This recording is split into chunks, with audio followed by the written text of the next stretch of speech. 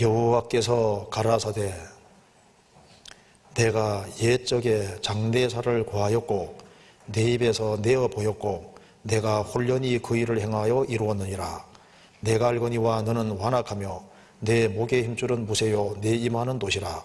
그러므로 내가 이 일을 옛적부터 내게 고하였고 성사하기 전에 그것을 내게 보였느니라.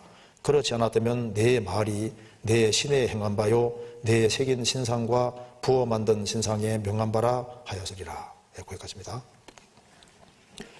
우리가 어제는 이스라엘을 통해서 나타나신 하나님에 대해서 같이 배웠습니다. 이제 첫날부터 어제까지 말씀을 순서대로 잘 들어보신 분들은 이 성경이 사람 말이 아니고 하나님 말씀이 맞구나 하는 걸 좀 이해하셨을 겁니다. 오늘은 어제 말씀에 이어서 앞으로 벌어질 일을 간단하게 말씀드린 이후에 우리가 왜 구원을 받아야 되는지를 좀 말씀드리겠습니다. 그래서 오늘 말씀 잘 들으시면은 이제 우리 영적인 상태를 깨닫게 되고, 그리고 이제 찾는 분들은 또 내일 말씀을 듣는 가운데 구원함을 얻을 수 있을 겁니다. 자, 여기 한번 보시겠습니다. 자, 우리가 인생의 문제를 풀기 위해서는 하나님의 살아계심이 태양이 존재하는 것처럼 하나님 계신 게 아주 확실해야 됩니다. 그래야지 인생 문제가 풀리거든요. 하나님께서는 아담이라는 인간이 타락해서 가능하면 안 믿으려는 마음이 있는 걸 너무 잘 아십니다. 그래서 이 성경 속에 왜 예언이 그렇게 많이 들어있을까요? 이 성경 전체를 100으로 하면은 성경의 3분의 1에 해당되는 부분이 문자 그대로 예언입니다. 성경 예언의 특징은 항상 이루어진다는 거예요. 그래서 성경 전체 중에 3분의 1의 분량이 예언이니까 예언이 얼마나 많은지 알겠죠. 성경은 예언으로 가득한 책인 겁니다. 근데 이제 이 예언을 이제 다시 100으로 생각하면은 이 성경 예언 가운데 얼만큼 정도가 이루어졌냐 하면은 한 80% 정도는 이미 이루어졌습니다. 이제 남은 것이 한 20% 정도 남아있는데 이게 80% 정도가 역사 속에서 문자 그대로 다 이루어진 거예요. 체크하면 다 체크가 됩니다. 그러니까 한 번도 틀린 적이 없이 항상 문자 그대로 이루어진 거예요. 이제 남은 것이 한 20% 정도 남아있는데 이것도 우리가 미리 상당히 많은 부분을 보고 있는 겁니다. 그러니까 조금 관심을 가지면은 이 성경이 정말 인간이 쓴 글이 아니라는 걸 확실하게 알 수가 있는 겁니다. 그래서 이제 성경에 이제 많은 부분이 예언으로 되어 있는데 이 성경에는 개인에 대한 예언도 많고 도시에 대한 예언도 많고 나라에 대한 예언도 많고 세계에 대한 예언도 굉장히 많은데요. 그런데 주로 성경에 특별히 어느 쪽으로 예언이 많이 되어 있냐면은 바로 예수님의 초림과 재림. 이 초림과 재림에 대해서 아주 가득하게 기록이 되어 있습니다. 그래서 구약만 하더라도 예수님의 초림에 대한 예언이 적어도 한 320가지가 넘어요. 그러니까 예수님의 초림이 문자 그대로 이루어졌기 때문에 재림도 문자 그대로 이루어지게 되는 겁니다. 그러니까 개인에 대한 예언, 도시에 대한 예언, 나라에 대한 예언, 세계에 대한 예언, 나라들도 성경에 이름이 정확히 딱 나와 있거든요.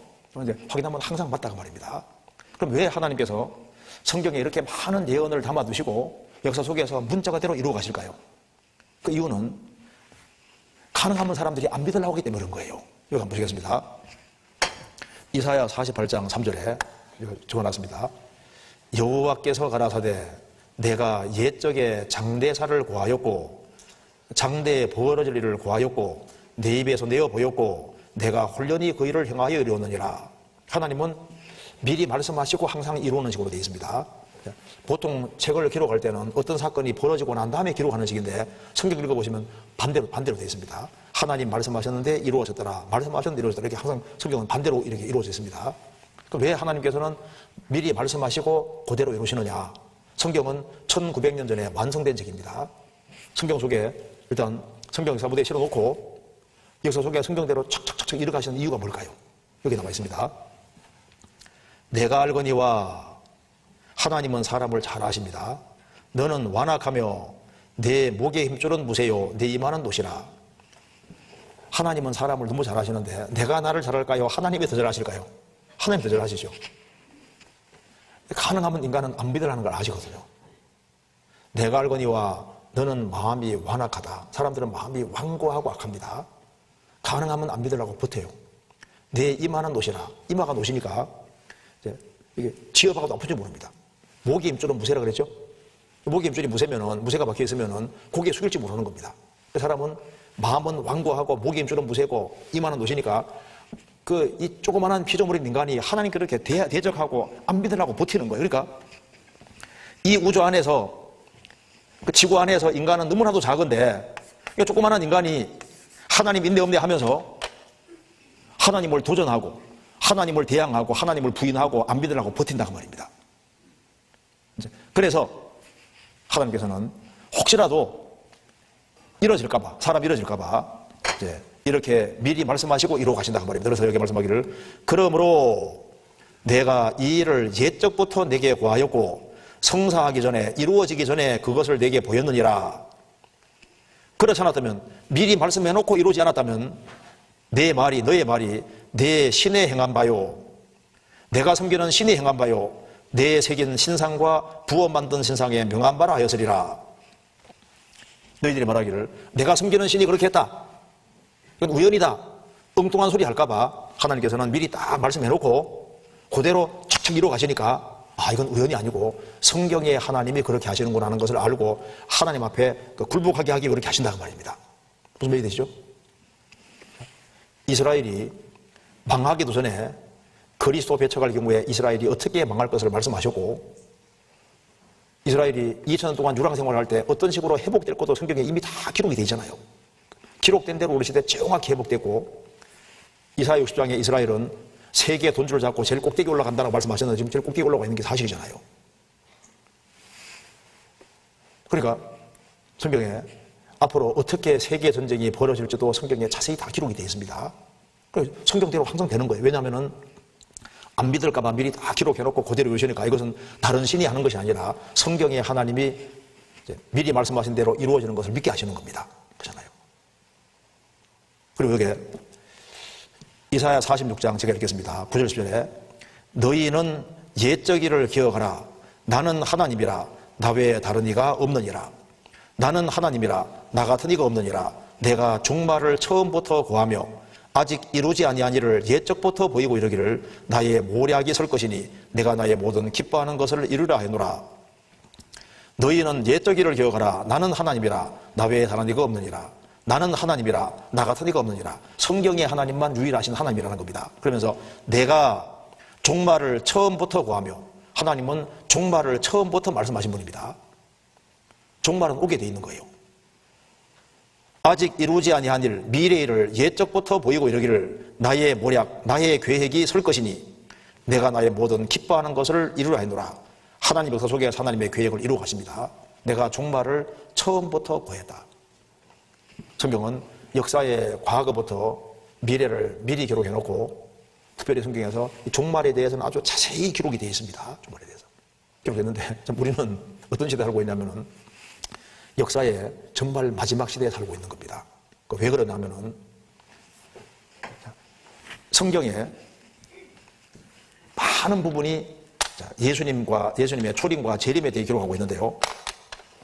여기에 이 성경의 주제가 바로 예수님입니다. 성경은 예수님 한 분을 말하는 책입니다. 그래서 요한복음 5장 39절에 너희가 성경에서 영생을 얻는 생각하고 성경을 상고하거니와 이 성경이 곧 내게 대하여 증거하는 것이로다. 성경은 예수님 한 분을 증거하는 것이 목적입니다. 그래서 예수님은 성경에 기록된 대로 2000년 전에 십자가에 죽으시고 부활하시고 구원을 완성하셨고 복음이 전 세계에 전파된 후에 예수님이 다시 오시는 게 재림인데 예수님이 다시 오시기 전에 징조가 있도록 되어 있습니다. 징조 중에서 제일 중요한 징조가 뭐냐면은 바로 예수님이 재림하시기 전에 징조 중에서 제일 중요한 징조가 바로 이스라엘 회복인 거예요. 우리는 지금 이스라엘이 회복된 것을 다 본 세대입니다. 이스라엘이 1948년 5월 14일에 회복이 됐고 이스라엘이 회복되면서 마지막 징조들이 한꺼번에 다 나타나는 시대에 우리가 살고 있는 거예요. 우리는 지금 이걸 봤다는 게 정말 놀라운 겁니다. 성경 마태복음 24장 찾아보시겠습니다. 마태복음 24장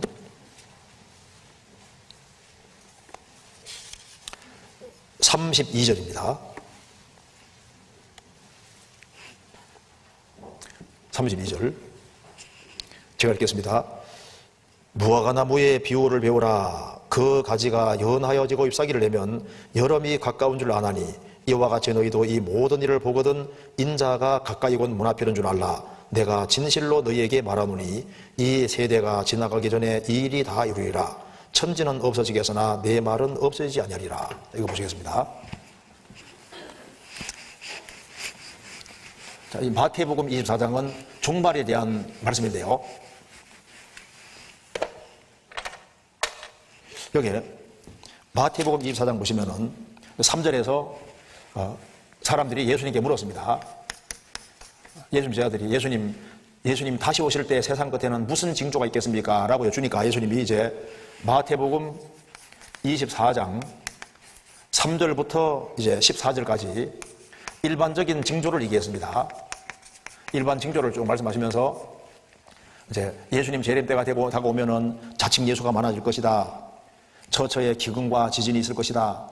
그리고 많은 사람의 사랑이 식어지게 될 것이다. 그리고 복음이 전 세계 전파되면 끝이 올 것이다. 이렇게 쭉 말씀해 주셨습니다. 그러면서 마태복음 24장 15절부터 31절까지는 거의 어디를 할애하고 있냐면은 이스라엘에 대해서 할애하고 있습니다. 이스라엘. 그러니까 종말에 대한 징조를 쭉 말씀하시면서 예수님이 일반적인 징조를 쭉 말씀하시면서 주로 많은 부분 할애한 것이 이스라엘이에요. 그러면서 이제 예수님이 결론적으로 32절 이하에서 이제 요 종말에 대한 징조의 핵심이 바로 이스라엘이기 때문에 이렇게 무화과 나무의 비유를 배우라 이렇게 말씀하신 것입니다. 그래서 32절에 무화과 나무의 비유를 배우라. 특별히 무화과 나무의 비유를 배우라고 했습니다. 왜 예수님이 하필이면 무화과 나무를 거론해서 말씀하실까요? 무화과 나무는 이스라엘을 상징하는 나무입니다. 이스라엘을. 자, 성경 그 앞에 이거 잠깐 접어두고 마태복음 21장 찾아보시겠습니다. 21장 18절. 이른 아침에 성으로 들어오실 때 시장하신지라 길가에 산 무화과나무를 보시고 거리로 가사 잎사귀 밖에 아무것도 얻지 못하시고 나무에 기르시되 이제부터 영원토록 내게 열매가 맺지 못하리라 하시니 무화과나무가 곧 마른지라. 예수님 공생의 당시 예수님이 잎사귀만 무성한 무화과나무를 보셨습니다. 잎사귀만 무성한 무화과나무 보셨는데 열매가 있는 거 열매가 없는 거예요. 예수님께서 이 무화과나무를 저주하시니까 무화과나무 바짝 말랐다. 이게 뭘 말하냐면은 나무를 키우는 사람은 잎사귀 보려고 키우는 게 아니잖아요. 그런데 예수님께서 무화과나무에 열매가 하나도 없습니다.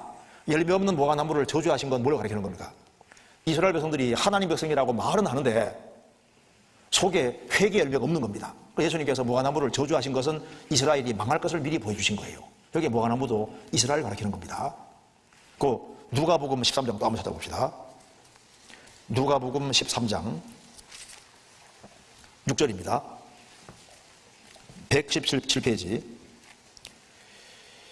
이에 비유로 말씀하시되 한 사람이 포도원에 무화과나무를 심은 것이 있더니 와서 그 열매를 구하여서나 얻지 못한지라. 과원지기에게 이르되 내가 3년을 와서 이 무화과나무의 실과를 구하되 얻지 못하니 찍어버리라. 어찌 땅만 버리느냐. 대답하여 가로되 주인이여 금년에도 그대로 둬서 내가 두릅하고 거름을 줄이니 이후에 만일 실과가 열면이오니와 그렇지 않으면 찍어버리소서 하였다 하시니라. 여기 포도원 동산에 무화과나무를 하나 심었다는 겁니다. 3년 가까이도 열매가 안 맺히는 거예요. 어찌 땅만 버리느냐. 찍어버리라 하니까 주인이여 금년만 참아주십시오. 내가 두릅하고 거름을 줄 겁니다. 그래도 열매가 안 맺히면 그때는 찍어버리십시오. 예수님이 이스라엘 땅에 오셔서 3년 동안 공생애에도 열매가 안 맺히는 겁니다. 3년 반 공생애하고 예수님 배척으로 끝이 났잖아요. 여기 무화과나무가 누굽니까? 이스라엘. 3년 동안 갖고도 열매가 안 맺히는 거예요. 그래서 이 무화과나무는 이스라엘을 상징하는 나무, 이스라엘을. 여기 예수님이 이제 종말에 대한 얘기를 쭉 하시면서 일반 징조를 말씀하시면서 이스라엘에 대해서 주로 얘기를 하시고 난 이후에 결론적으로 무화과나무의 비유를 배우라 이렇게 말씀하신 겁니다. 이스라엘 배우라고, 이스라엘을. 다시 보시겠습니다. 마태복음 24장 32절 무화과나무의 비유를 배우라. 그 가지가 연하여지고 잎사귀를 내면 여름이 가까운 줄 아나니 이와 같이 너희도 이 모든 일을 보거든 인자가 예수님이 가까이 온 문 앞에 이른 줄 알라. 자, 문 앞에 이르렀다는 것은 임박했다고 말입니다. 문만 열면 들어오는 거잖아요. 그래서 참 놀라운 것은 이스라엘이 이스라엘 땅에 돌아와서 나라를 세우는 것과 때를 같이 해서 예수님 말씀하신 마지막 징조가 한꺼번에 다 펼쳐진 것이 우리 시대입니다. 그래서 이 모든 일을 보거든, 보는 건 징조입니다. 우리가 이 마지막 징조를 한꺼번에 다 본 시대가 우리 시대예요. 보거든 인자가 가까이 온 문 앞에 있는 줄 알라. 내가 진실로 너희에게 말하노니 이 세대가 지나가기 전에 이 일이 다 이루리라. 여기에 이 모든 일을 보거든, 이 모든 일을 보거든, 보거든은 징조입니다.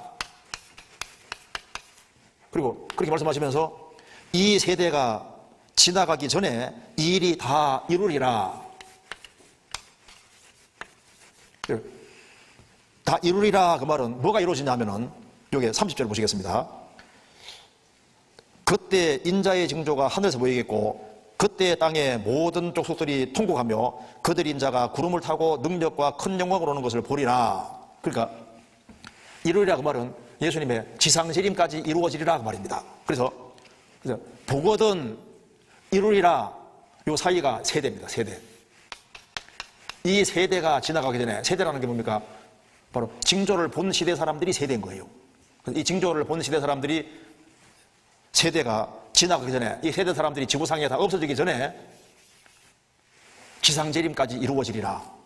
그러면서 그 뒤에 36절을 그러나 그날과 그때는 아무도 모르나니 하늘의 천사들도 아들도 모르고 오직 아버지 마시느니라. 날과 시는 비밀이다 그 말입니다. 그러니까 지금 우리는 지금 놀라운 짓 합니다. 이스라엘이 회복된 것을 받고 주님 말씀하시는 징조가 한꺼번에 다 나타난 것을 우리는 본 세대고, 이 징조를 다 본 시대 사람들이 지구상에 다 없어지기 전에 예수님의 지상재림까지 이루어지리라. 무슨 얘기예요? 그러니까 그럼 예수님의 재림에 대한 징조 중에서 제일 첫 번째 중요한 것은 뭐냐? 바로 이스라엘 회복인들을 본 거예요. 여기 보시겠습니다. 여기 이스라엘을 우리 시대에 회복시키는 이유가 뭐냐면 바로 예수님의 재림이 가까이 다가왔기 때문에 회복시키시는 겁니다. 그래서 우리 어제 에스겔 37장에서도 우리가 잠깐 배웠습니다. 에스겔 37장에서 이스라엘이 나라가 되고 그 다음에 예수님이 지상재림하셔서 임금이 되시는 겁니다. 그러니까 이스라엘 나라가 되고 예수님이 오시는 거예요. 그러니까 이스라엘이 회복된다는 게 중요한 게 되는 겁니다. 방금 말씀드린 무화과나무 비유입니다. 그래서 무화과나무는 이스라엘을 상징하는 나무고 예수님의 재림에 대한 징조 중에서 제일 중요한 것이 바로 이스라엘 회복인 겁니다. 그래서 이 무화과나무를 저주하신 것은 이스라엘 멸망을 가리키는 것이고 무화과나무 속에 나는 것은 이스라엘 회복을 미리 보여주신 거예요. 비디오 한번 잠깐 보겠습니다. 이분이 누구냐면은 유태인으로서 목사가 되신 분입니다. 그럼 설명 잠깐 들어보세요. 우리 민족은 2000년 동안 흩어져 있었지만 다시 본국으로 돌아왔어요. 이것은 역사상 유례가 없는 엄청난 기적이에요. 주님은 마태복음 24장에 흥미로운 비유를 말씀하셨어요. 주님은 무화과 나무를 보라고 하셨죠. 무화과 나무의 가지가 연하여지고 첫 잎사귀가 나는 걸 보거든 끝이 다 왔음을 알라. 그것을 보는 세대에 반드시 끝이 오리라. 무화과 나무는 이스라엘. 무화과나무가 누구라고요? 이스라엘. 이스라엘 보고 다 봤잖아요. 그러니까 우리는 지금 어느 시대에 살고 있냐면은 지금 예수님 말씀하신 재림의 징조를 다 본 시대에 살고 있는 겁니다. 이 모든 일을 보거든 마지막 징조를 다 봤는데 우리 이스라엘 회복 이까지 우리가 본 겁니다. 자, 지금까지 들은 걸 한번 정리해 봅시다. 성경에 나타난 인류 역사의 시대적 구분. 성경에는 인간 역사가 다 기록이 되어 있는데요. 간단하게 구분해 보겠습니다. 아담 때부터 아브라함 때까지를 한 토막, 아브라함 때부터 예수님 오신 때까지를 보통 선민시대 이렇게 말해요. 선민시대. 아브라함 조선이 하나님의 선택받은 민족, 선민으로 구별됐으니까 선민시대. 나중에 모세를 통해서 십계명 내려주기 때문에 율법시대라고 합니다. 선민시대하고 율법시대. 예수님 오신 때부터 7년 혼란 전까지를 은혜시대, 이방인의 시대, 교회시대라고 하는데 우리는 은혜시대, 교회시대 끝에 살고 있는 겁니다. 그 예수님이 이제 공중에 재림하시는데 공중에 재림하시기 전에 징조가 있고 주님이 오시는 거예요. 그 징조 중에서 제일 중요한 것이 바로 이스라엘 회복인 겁니다. 그리고 이제 7년 혼란이라는 것이 있고 7년 혼란 끝에 예수님이 지상 재림하시고 천왕국을 이루시고 그리고 이제 역사 속에서 구원받은 모든 사람은 궁극적으로 영원한 천국으로 가고 이제 구원 안 받은 사람은 영원한 지옥으로 감으로 역사가 끝이 나는 겁니다. 지금 우리는 어느 시대에 살고 있냐면은 지금 은혜 시대 끝에 우리는 징조를 다 본 시대고 심지어 7년 혼란 속에 있을 징조까지 다 보는 아주 특별한 시대에 우리가 살고 있는 거예요. 그래서 예수님이 마태복음 24장과 마태복음 24장 그리고 누가복음 21장에서 예수님이 다시 오시기 전에 징조를 쭉 말씀하셨고 이제 요한계시록에도 이제 주님께서 자세히 말씀해 주셨고 구약에도 이제 예수님 재림에 대한 말씀들이 굉장히 많이 있는데요. 지금 우리 정말 놀라운 시대입니다. 자, 그러면 저게 마태복음 24장과 누가복음 21장에 나와 있는 대로 종말에 대한 징조 말씀하신 걸 잠깐 말씀드리면은 자, 예수님이 다시 오시기 전에 무슨 징조가 있느냐? 성경에 말씀하기를 자칭 예수가 많아지게 될 것이다. 그리고 처처에 기근과 지진과 온역은 전염병입니다. 그리고 테러 활동들이 있을 것이다. 그리고 이 바다에 파도 같은 것이 심해지는 쓰나미 같은 것이 많아지게 될 것이다. 그리고 하늘로서 큰 징조들이 있을 것이다. 하늘 큰 징조라는 것은 운석 같은 거 떨어지는 겁니다. 일반적인 징조를 좀 말씀하셨는데요. 지금 그리고 이제 예수님이 제일 마지막으로 말씀하신 것이 뭐냐면 여기에 이제 불법이 성함으로 많은 사람의 사랑이 식어지리라고 말씀하시면서 이제 복음이 전 세계 전파되면은 그제야 끝이 오리라 이렇게 말씀하셨습니다. 그런데 지금 우리는 예수님 말씀하신 징조들을 정말 다 보는 시대가 우리 시대입니다. 우리 시대에 자칭 예수가 얼마나 많은지 아시죠? 한국만 하더라도 자기가 하나님이라는 사람 12명이 넘습니다. 내가 예수라는 사람은 50명이 넘잖아요. 그런 사람 약간 머리 돌았다고 좀 그 따라가는 사람 더 정신 넘는 사람인 거예요. 미국만 하더라도 미국 LA만 하더라도 자칭 예수가 400명이 넘습니다. 미국 전역에는 2000명이 넘어요. 전 세계적으로 자칭 예수가 가장 많아지는 시대가 우리 시대입니다. 그런데 이제 한번 잘 생각해 보세요. 저도 이게 우연히 이게 좀 알게 됐는데 가만히 돌이켜 보니까 10년 주기로 거의 좀 맞아요.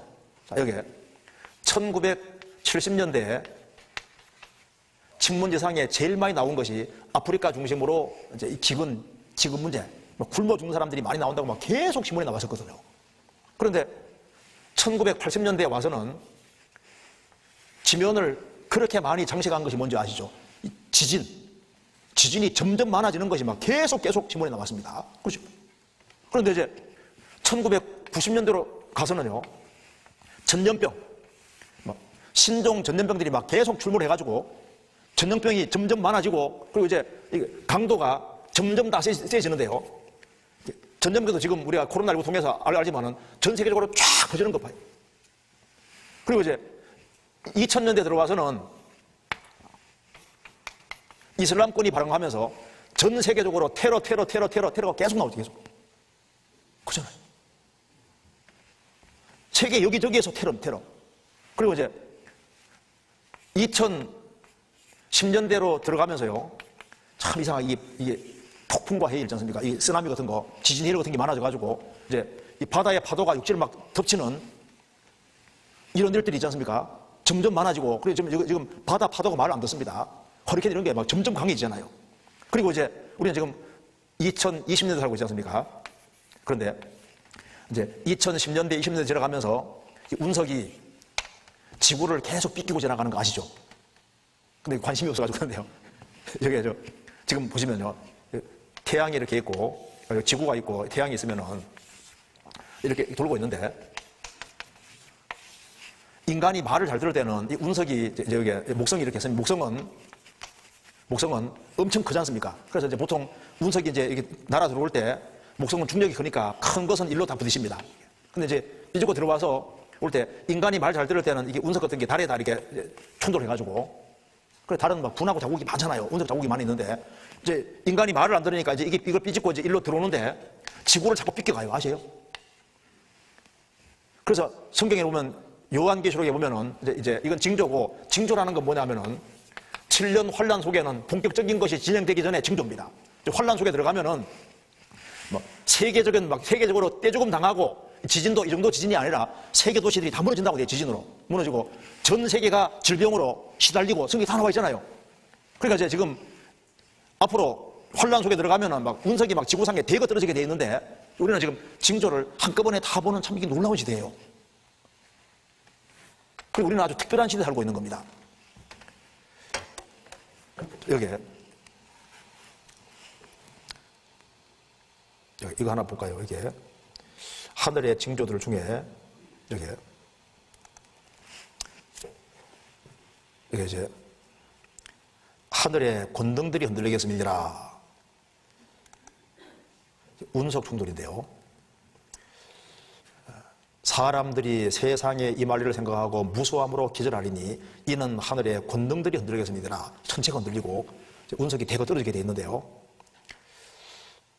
지금 지구를 지름 30m 소행성 지구 근접 통과, 축구장 크기 소행성 지구 충돌 위기, 소행성이 다가온다, 직경 2km 소행성 지구로 돌진 중, 정면 충돌할 때는 원자폭탄 2천만 개 위력이다, 농구장 2배 크기 소행성 지구 근접 통과했다. 2013년에 러시아에서 운석이 떨어져서 이제 요게 첼라빈스크의 일부가 떨어져 가지고요 큰 피해가 있었지 않습니까? 하늘에 별들이 떨어진다는 것이 운석 떨어지는 걸 말하는 겁니다. 여기 보면요, 지구 멸망을 가져올 소행성의 충돌을 피할 수 없는 것이라면 대중은 이를 모르는 편이 낫다. 지금 여기에 낮이고 밤이고 운석이 작은 개수 떨어지고 있는 걸 표시해 놓은 겁니다. 낮에 떨어진 거, 밤에 떨어진 거 표시해 놓은 겁니다. 인도네시아의 30대 사람이 마당에 운석이 떨어져 가지고 행제 만났습니다. 하늘에서 운석이 떨어져 가지고 지붕 뚫고 들어온 거예요. 지붕 뚫고 들어온 겁니다. 지구 충돌할 뻔, 2019K 조기에 포착 못한 나사 적지 않게 당황. 이 지구를 계속 빗기고 지나갑니다. 이 통과하면 이제 들어오면 큰일 나는 거예요. 요게 잠깐 보여드려요. 이거 한번 잠깐 봅시다. 이달 초 작은 소행성 하나가 지구와 충돌할 뻔했다는 사실이 미 한국우주국의 발표로 알려졌는데요. 지구를 위협하는 소행성이 올 들어서만 70개나 더 발견돼 모두 1000개가 넘습니다. 김승환 기자입니다. 작은 바위만한 소행성이 밤하늘을 대낮처럼 밝히며 불탑니다. 이런 소행성은 다행히 하늘에서 사라지지만 크기가 커지면 상황이 달라집니다. 지름 100m의 소행성은 80메가톤 대용량 핵탄두의 폭발력을 가졌고 500m가 넘으면 전 지구적인 쓰나미를 발생시킬 만큼 위협적입니다. 지난해 1월 달에는 직경 250m나 되는 소행성이 지구 궤도를 스치듯 지나갔습니다. 직경 150m가 넘어 지구를 위협하는 소행성은 지금까지 확인된 것만 1070개가 넘습니다. 미 항공우주국 나사는 아직 발견되지 않은 수백 미터급 지구 위협 소행성이 적어도 2만 개가 넘는 것으로 추정하고 있습니다. 궤도가 알려진 소행성들도 태양계 내 행성들의 인력으로 수시로 궤도가 바뀌고 있어 예측하기가 쉽지 않습니다. 작은 소행성도 지구로 돌진할 경우 심각한 피해가 예상되는 만큼 각 국가별로 유사시 재난 대책을 마련할 필요가 있다고 권고했습니다. MBC 뉴스 김승환입니다. 2019년 7월에도 소행성을 지구를 빗고 지나가고, 2020년 UF3가 10월 22일에 지나가고, 2020년 9월에도 2개가 또 지나가고, 여기 이제 운석이 이게 참 사실 무서운 겁니다. 여기에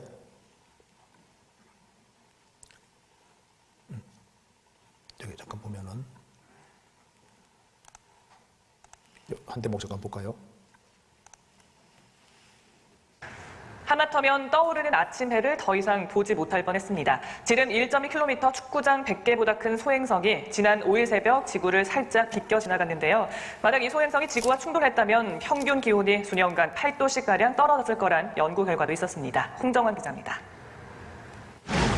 소행성이 지구와 충돌하는 모습을 그려낸 영화 딥임팩트의 한 장면입니다. 불붙은 돌덩이가 대서양 한가운데 떨어지면서 폭발합니다. 불기둥이 솟구치고 버섯구름이 피어납니다. 폭발의 충격으로 생긴 쓰나미가 미국 뉴욕을 비롯해 11 주요 도시를 쑥대밭으로 만들었습니다. 상상만 해도 끔찍한 이런 재앙이 최근 실제로 일어날 뻔했습니다. 지름이 최대 1.2km, 축구장 100개보다 큰 거대한 소행성이 지난 5일 시속 11만 킬로미터의 무시무시한 속도로 다가오다 지구를 간신히 비껴 지나갔습니다. 여기까지 봅시다. 그러니까 이게 뭐냐면요, 이런 게 들어와 충돌하면 큰일 나는 거예요. 성경 한번 요한계시록 8장 한번 봅시다. 요한계시록 8장 8절에 보시겠습니다. 8장 7절부터 제가 읽어보겠습니다. 이게 이제 7년 환란 속에 있을 일인데요.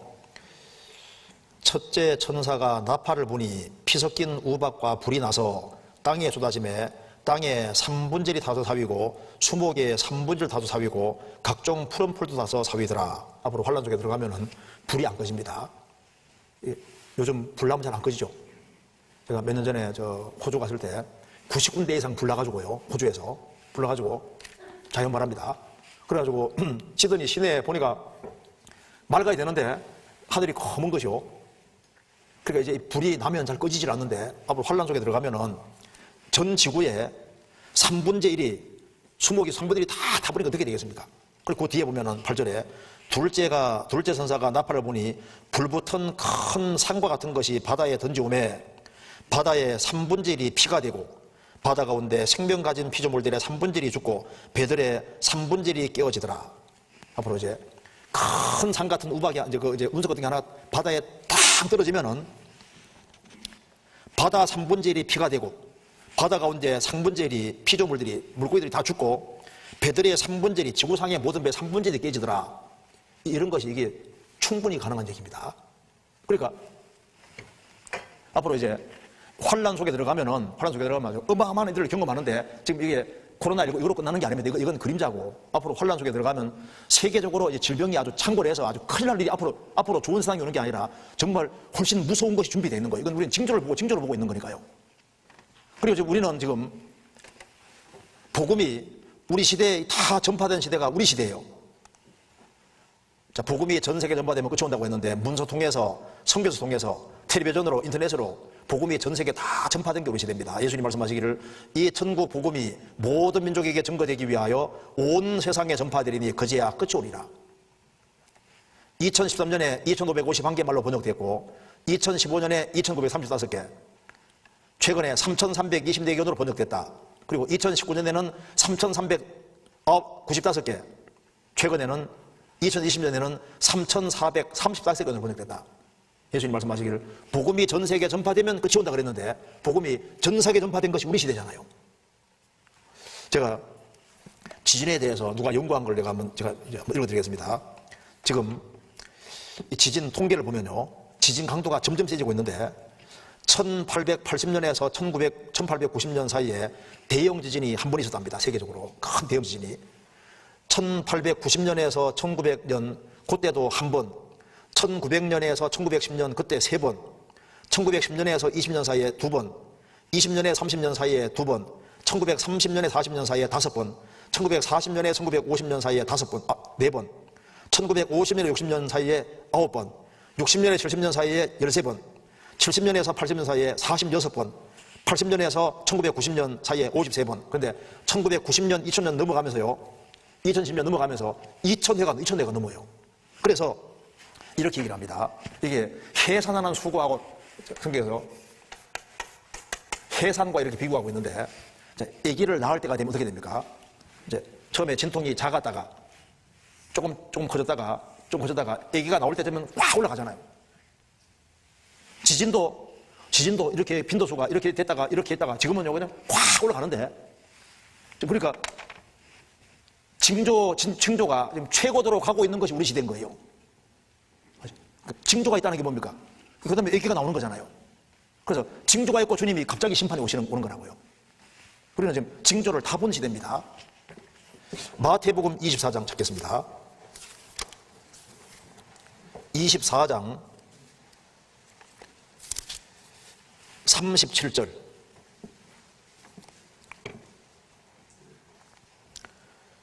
노아의 때와 같이 인자의 맘도 그러하리라. 홍수 전에 노아가 방주에 들어가던 날까지 사람들이 먹고 마시고 장가들고 시집가고 있으면서 홍수가 나서 저희를 다 멸하기까지 깨닫지 못하였으니 인자의 맘도 이와 같으리라. 그때 두 사람이 밭에 있음에 하나는 데려감을 당하고 하나는 버려둠을 당할 것이요 두 여자가 매를 갈고 있음에 하나는 데려감을 당하고 하나는 버려둠을 당할 것이니라. 그러므로 깨어있으라. 예수님이 재림할 때는 노아 때와 똑같다고 했습니다. 굉장히 이게 중요한 얘기입니다. 자, 여기 보면은요, 이제 노아 방주가 완성이 되고 동물들 한 상씩 방주에 들어가고 노아 8식구가 들어가고 방주문이 딱 닫히는 날에도 사람들은 먹고 마시고 시집가고 장가가고 있었습니다. 그래서 방주 안에 들어가는 사람과 동물은 행복했지만은 남는 사람들은 1년 홍수 안에 들어가서 다 죽게 된 겁니다. 그것처럼 7년 혼란이 오기 전에 예수님이 이제 공중에 재림하시는데 주님이 공중에 재림하시는 그날에도 사람들은 뭐하고 있느냐?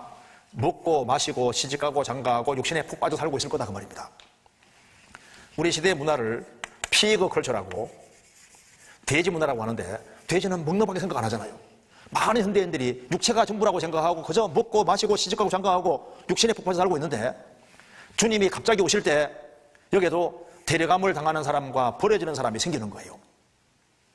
그래서 이제 주님이 오실 때 데려감을 당하지 않고 버려지는 사람은 어디로 들어가느냐? 7년 혼란 속으로 들어가게 되는 겁니다.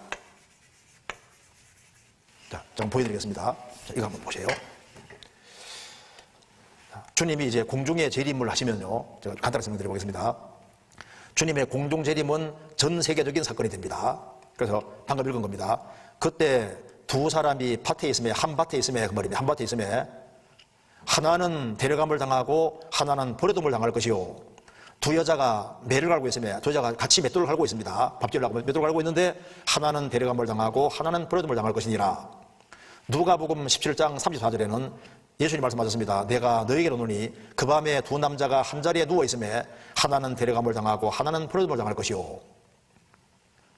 지구가 둥그니까 이제 밭에서 일하고 있는 건 낮입니다. 낮. 갑자기 데려감 당하면 사람이 생기는 거예요. 맷돌 돌릴 때는 이스라엘 맷돌 돌린 것은 아침 저녁입니다. 밥 지으려고 아침 저녁에 맷돌 돌리는데 사라지는 거예요. 그 다음에 밤에 쿨쿨 잠자고 있는데 사라지는 겁니다. 지구가 둥그니까 한국이 낮이면 미국은 밤이 되는 거지 않습니까? 그러니까 순식간의 혼련이 전 세계적으로 구원받은 사람만 딱 데려가시는 거예요. 지금 이 자리에도 주님이 오시면은 이런 일이 벌어질 겁니다. 지금 주님이 이 자리에 오시면은 예수 그리스도는 그의 교회를 위해 재림하실 것입니다. 많은 사람들이 말씀을 듣고 있는데 주님이 딱 오시면은 이렇게 버려지는 사람과 데려감 당하는 사람이 생기는 거예요.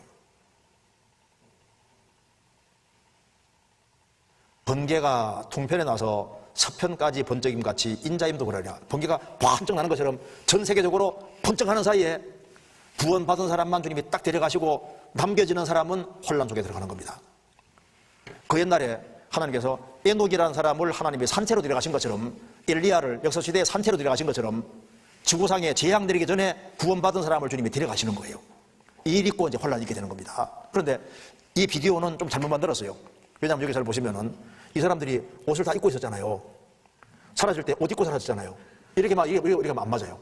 이렇게 하면 안 맞습니다. 왜냐하면은 주님 앞에 갈 때 옷 입고 가는 게 아닙니다. 왜 그걸 알 수가 있냐면은 예수님이 죽으셨을 때 이제 십자가에서 예수님 십자가 달려 죽으셨을 때 예수님을 이제 내려서 이제 얼굴을 수건으로 싸고 예수님을 이제 배로 동여맸습니다. 세마포로 동여매고 그 다음에 예수님 몸에다가 이렇게 물약을 부었습니다. 물약을 딱 부으면은 여기 딱딱하게 굳어버려요. 기부스에 되는 것처럼 딱 굳어버립니다. 그래서 예수님 제자들이 예수님 부활하시는 그날 무덤에 달려가서 보니까 보고 믿었다고 했습니다. 보니까 수건이 딱 객해 있었습니다. 예수님 얼굴 샀던 수건이 딱 객해 있었거든요. 뭘 알 수 있습니까? 예수님은 정대종돈을 좋아하시는 분 같아요. 부활해서 개어났습니다. 그리고 이제 저희들 가보니까 여기 세마포가 딱 그대로 기부처럼 딱 굳어 있는데 누가 시체를 훔쳐가면 어떻게 됩니까? 다 뜯어내야 되거든요. 그런데 세마포는 동그랗게 말려 있는데 몸만 딱 빠져나간 거예요. 몸만. 그래서 제자들이 믿었다고 돼 있거든. 그러니까 예수님 제자들이 유대인들을 무서워해서 문들을 꽁꽁 닫고 있었는데 예수님은 문들을 통과해 들어오셨다고 말입니다.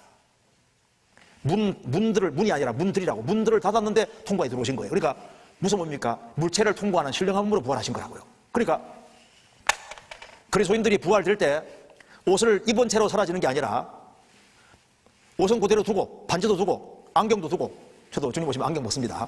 안경 두고 몸만 샥 밖에 사라지는 거예요. 이렇게 해야지 맞다고 말이에요. 그래서 레포트 비하인드라는 영화 보면 이렇게 묘사했잖아요. 이렇게 얘가 크리스찬인데 누나는 형식적인 크리스찬입니다. 쇼핑몰에서 만났습니다. 근데 주님 오시는 그날 이렇게 몸만 딱 빠져나가잖아요. 이렇게 묘사해야지 맞다 그 말입니다. 몸만 싹 빠져나가는 거예요. 그래서 비행기 아닌데요. 구원받은 사람만 딱 사라지는 겁니다. 그래서 여기 조종사인데 사라졌잖아요. 여기 경비행기 조종사가 크리스찬인데 이렇게 보시면 꽝 박았는데 사람이 없잖아요. 그러니까 전 세계적으로 구원을 받은 사람을 딱 데려가시고 그 다음에 지구상에 재앙 내리는 거예요. 이게 어느 날 벌어집니다. 자, 여기 그리고 이제 부활의 순서를 보면은 데살로니가전서 4장 16, 17절에 주께서 호령과 천상의 소리와 하나님의 나팔로 친히 하늘로 쫓아 강림하시리니 그리스도 안에서 죽은 자들이 먼저 일어나고 그 후에 우리 살아남은 자도 저희와 함께 구름 속으로 끌어올려 공중에서 주를 영접하게 하시리니 그래야 우리가 항상 주와 함께 있으리라. 예수님이 이제 공중에 재림하실 때 그리스도 안에서 죽은 자들, 역사 속에서 구원받고 죽은 사람들이 먼저 부활하고 그 후에 우리 살아남은 자, 주님 오시는 날까지 살아있는 사람들은 저희와 함께 구름 속으로 끌어올려 공중에서 주를 영접하게 하시리니 그래야 우리가 항상 주와 함께 있으리라. 공중에서 주님 영접한다. 이렇게 된다는 겁니다. 구원받고 죽은 사람도 있고 산 사람도 있는데 주님 공중 재림하시면은 구원받고 죽은 사람도 부활하고 산 사람도 부활해서 시공을 초월하는 모습으로 부활해서 사라지는 거예요. 그러니까 무덤 속에 있는 사람들도 다 부활하고 구원받은 사람 부활하고 주님 오실 때까지 살아있는 사람은 산채로 지구상에 사라지는 거예요. 사라지는데 이 모습으로 사라지면 천장에 부딪힐 거 아니에요. 그죠? 그러니까 이런 모습이 아니라 차원 다른 모습으로 바뀌어 사라진다고 성경이 말하고 있는 겁니다. 이렇게 요 정도만 바꿔줘도 좋겠죠? 이렇게.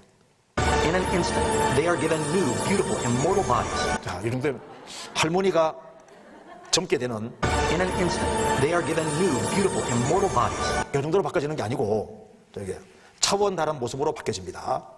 그래서 여기 시 속에 꽃의 모습이 들어있고 알 속에 새의 모습이 들어있는 것처럼 모습이 완전히 바뀌어 사라지는 거예요. 그래서 이 코스모스 씨가 심겨지면은 이렇게 되잖아요. 그러니까 흉측한 애벌레가 나비가 되는 것처럼 모습이 완전히 바뀌어 사라집니다. 그래서 주님 오시는 그날 이제 이렇게 보세요.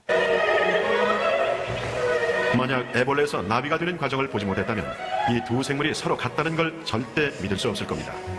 전기밥솥이 여객기로 변한 것만큼이나 놀라운 일이니까요. 자, 그렇죠. 이번에 못생긴 사람은 정말 구원받읍시다. 애벌레가 나비가 되는 이렇게 완전히 바뀌어서 사라지는데 정말 이 사건이 앞으로 벌어지죠. 창조주에게 버려지는 만큼 불행은 없는 거예요. 그렇지 않습니까? 시편 119편 119절에 주께서 세상의 모든 악인을 찢기같이 버리시니 그러므로 내가 주의 증거를 사랑하나이다. 살아계신 하나님 앞에서 찌꺼기 같은 존재가 되면 안 된다 그 말입니다. 그렇잖아요. 사람이 나를 좋게 대해주고 별로 중요한 게 아닙니다. 문제는 하나님 나를 어떻게 생각하는 게 중요한 거예요. 하나님께 영접이 되고 언제 주님이 오시더라도 주님을 맞이할 수 있는 준비를 하고 살아야 되는데 세상에 최고 불행한 것은 하나님께 버림받는 게 제일 불행한 거라고요. 친구가 왕따시키면 내가 왕따시켜버리면 되는 거예요. 사람들은 사람에게는 잘 보이려고 하는데 하나님께는 잘 보이려고 하지 않습니다. 자기를 직접 만드신 분에 대해서 왜 관심이 없냐 그 말입니다. 하나님은 참으로 찾는 사람, 그 사람을 정확히 구원해 주시는 거예요. 이 일이 벌어지고 난 이후에는 땅을 치고 통곡해도 그때는 소용이 없는 겁니다. 이 일이 벌어지고 난 이후에 7년 혼란이라는 게 있는 거예요. 제가 7년 혼란에 대해서 간단하게 설명드리겠습니다. 자, 7년 혼란이 왜 있느냐? 제일 첫 번째는 유대인에게 마지막 구원의 기회를 주기 위함이고 또 한 가지는 은혜 시대에 은혜를 거역한 이방인을 심판하기 위해서입니다. 지금 이스라엘 땅에 돌아오는데 이스라엘 땅에 돌아오는 것이 목적이 아니에요. 왜 하나님이 이스라엘 민족을 굳이 이스라엘 땅에 걸어드릴까요? 이스라엘 땅에 걸어들이는 이유는 이스라엘에게 민족적으로 구원받을 기회를 주기 위해 그렇게 하시는 겁니다. 그래서 성경에서 이스라엘이 이제 고토로 돌아오고 이스라엘이 고토에 돌아오고 나라가 되고 이제 7년 혼란, 지금도 이스라엘 대다수가 예수를 안 믿고 있는데 7년 혼란 전 3년만 동안에 이스라엘 사람들 14만 4천 명이 구원받을 거라고 성경 기록하고 있습니다. 그래서 성경에 이스라엘은 지금 아직 회개 상태가 아니에요. 이스라엘은 이스라엘 땅에 돌아오고 난 다음에 나중에 회개한다고 되어 있거든요. 지금 이스라엘은 회개했기 때문에 이스라엘 땅에 돌아가는 게 아니라고요. 지금 이스라엘이 아랍이 한 대 때리면 어떻게 합니까? 이스라엘은 2대, 3대 막 때리잖아요. 이스라엘 아주 강팍합니다. 그래서 이제 이스라엘은 이스라엘 땅에 돌아와서 나중에 회개한다고 돼 있어요. 그래서 에스겔 36장부터 37장, 39장에 이스라엘이 한 명도 안 빠지고 다 돌아와서 회개한다고 기록되어 있습니다. 이사야 4장, 다니엘서 12장, 스가랴서 12장, 스가 12장도 이스라엘 각 지파가 다 회개한다고 했습니다. 그리고 로마서 11장, 요한계시록 7장 이런 데 보면은 이스라엘이 앞으로 반드시 민족적으로 회개하도록 돼 있어요. 그래서 7년 혼란이 왜 있느냐? 유대인들에게 마지막으로 구원받을 기회 주기 위함입니다. 이거 한번 보세요.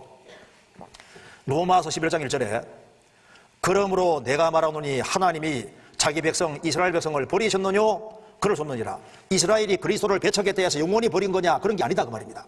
그러면서 25절에 형제들아, 이방인 형제들아, 너희가 스스로 지혜의 땀을 명기 위하여 이 비밀을 너희가 모르기를 내가 원치 아니하노니 이 비밀은 이방인의 충만한 수가 들어오기까지 이스라엘을 데려는 완악하게 된 것이라. 그리하여 온 이스라엘이 구원되리라. 이거 비밀인데 이방인의 충만한 수가 들어오기까지 이스라엘 중에 들어가 완고해서 악하게 돼서 안 믿고 있는데 그리하여 이방인의 충만한 수가 들어오면 그리하여 온 이스라엘이 구원되리라.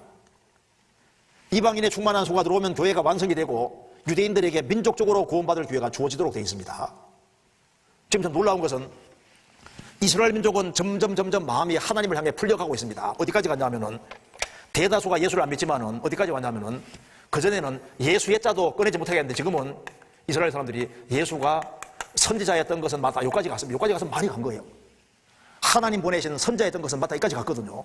이제 환란 속에 들어가면은 이제 두 감람나무 도초 때 두 증인이 등장해서 이제 2000년 전에 이스라엘이 배척한 예수가 그리스도라는 걸 깨닫게 해서 이 두 사람의 전도로 이스라엘의 많은 사람들이 구원받는 일이 벌어지게 돼 있는 거예요. 반대로 이방인들은 지금 마음이 점점 완고하게 되고 악해지고 바꿔지고 있습니다. 지금 거꾸로 되고 있는 거잖아요. 자, 이거 봅시다. 그래서 여기에 지금 우리는 은혜의 시대 끝에 살고 있습니다. 징조를 다 보고 예수님이 이제 공중 재림하시면은 7년 혼란이 있는데 7년 혼란 끝에 예수님 지상재림하시고 천당국이 이루어지는데요. 7년 혼란 전 3년만 동안에 평화를 잠깐 허락하시는 이유는 바로 유대인들에게 구원 기회를 주기 위해서입니다. 그래서 방금 말씀드린 대로 두 증인의 전도로 이스라엘 사람의 14만 4천 명이 구원되는데 이 사람들이 바로 누구냐 하면은 바로 7년 혼란 속에 이 사람들이 성도가 되는 겁니다. 물론 유대인이라 할지라도 이 은혜 시대에 구원받아 들림받는 게 훨씬 나았습니다. 왜냐하면 7년 혼란 속에서 전 3년만 동안에 이제 구원받을 경우에 적그리스도가 전 세계를 통치할 때 후 3년만 동안에 색출당해서 다 죽도록 돼 있어요. 그러니까 유대인이라 할지라도 지금 구원받지 않고 혼란 속에서 구원받을 경우에 이 사람들이 7년 혼란 속에 성도가 되지만 적그리스도가 세계 통치할 때 전 세계 사람에게 표를 받게 만드는데 이 사람들 표를 안 받습니다. 그래서 이제 후 3년 반 동안 적그리스도 통치할 때 색출당해서 하나하나씩 다 죽임당한다고 되어 있습니다. 그래서 다니엘 12장에 한때, 두때, 반때 지나 성도의 권세가 다 깨어지면은 혼란 끝난다고 했는데요. 이 사람들은 죽임당하면서 영혼은 하나님 앞에 가 있다가 혼란 전에 들림받은 성도와 똑같이 예수님 지상재림하실 때 죽임당한 이 사람들도 혼란 전에 들림받은 사람과 똑같이 부활의 몸을 입고 이제 1000년 동안 왕노릇 하고 영원한 천국에 간다고 성경이 말씀하고 있는데 어쨌든 간에 유대인이라 할지라도 지금 은혜 시대, 지금 우리 시대에 구원받는 게 훨씬 나은 거예요. 어쨌든 간에 7년 혼란 속에 유대인들이 바로 성도입니다. 그래서 이제 보세요. 이 은혜 시대에 구원받을 만한 사람 다 받았고 7년 혼란 전 3년 동안에 유대인에게도 구원받을 게 충분히 줬으니까 구원받을 만한 사람 다 받았잖아요. 그러니까 그리스도를 끝까지 안 받아들이는 사람은 이제 적그리스도를 영접하게 되는 겁니다. 적그리스도가 성장해서 이제 전 세계를 아주 강력히 통치하게 되는데 우리가 이걸 미리 본다는 게 정말 놀라운 거예요. 여기 보시겠습니다. 7년 혼란 속에 적그리스도 등장하게 되는데 적그리스도가 세계를 가장 강력하게 통치하게 됩니다. 그래서 7년 혼란 속에 있는 것을 간단히 요약하면은 세계 정부가 등장하게 되고 전 세계 사람이 표를 받는 일이 있고 그리고 세계적인 전쟁이 있도록 되어 있는 거예요. 그래서 이 7년 혼란 속에 있는 것을 제가 간단하게 좀 말씀드리겠습니다. 요한계시록 13장 보시겠습니다. 자, 지금부터 하는 얘기는 7년 혼란 중반기 있으니까 그리스도인들이 들림받고 3년 반 후에 있을 사건입니다. 자, 요한계시록 13장 5절입니다. 13장 5절 제가 읽겠습니다. 또 짐승이, 여기에 짐승이 바로 적그리스도 불법의 사람입니다. 또 짐승이 큰 말과 참남된 말하는 입을 받고 또 42달을 일할 권세를 받으니라. 큰 말은 내가 잘 사는 세상 만들어주겠다 큰 소리 치는 거예요. 참남된 말은 내가 하나님이다 그 말입니다. 그리고 42달 3년 반 동안 세계를 통치하는 권세를 받습니다.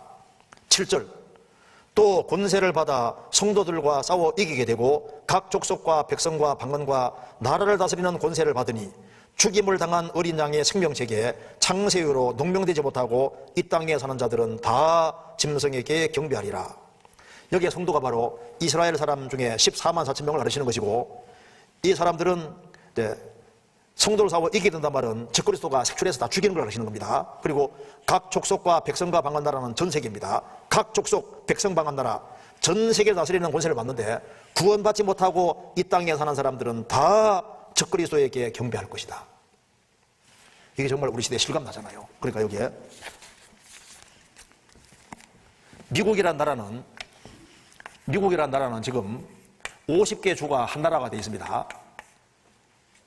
앞으로 7년 혼란 속에 들어가면은 세계가 한 나라처럼 되는 거예요. 세계가.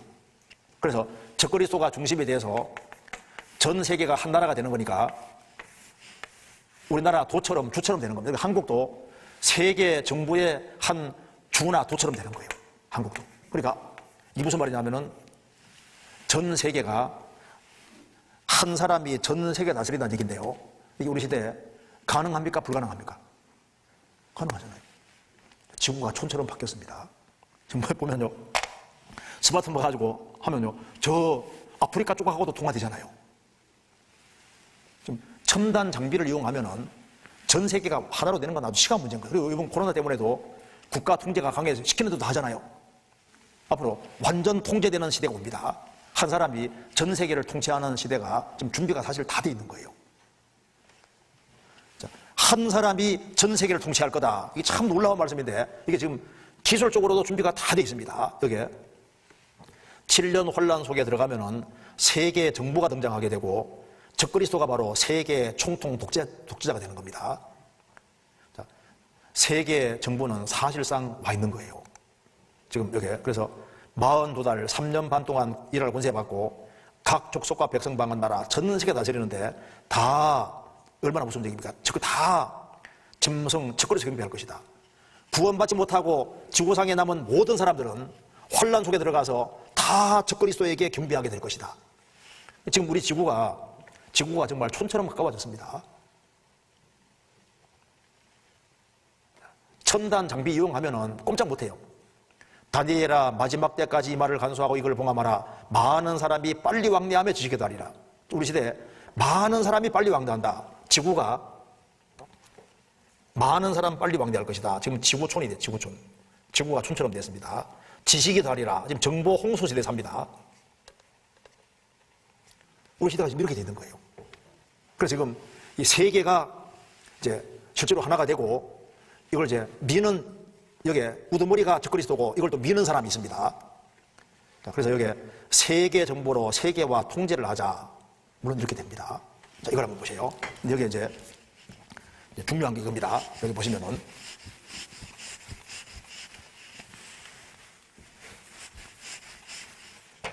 자, 이 요한계시록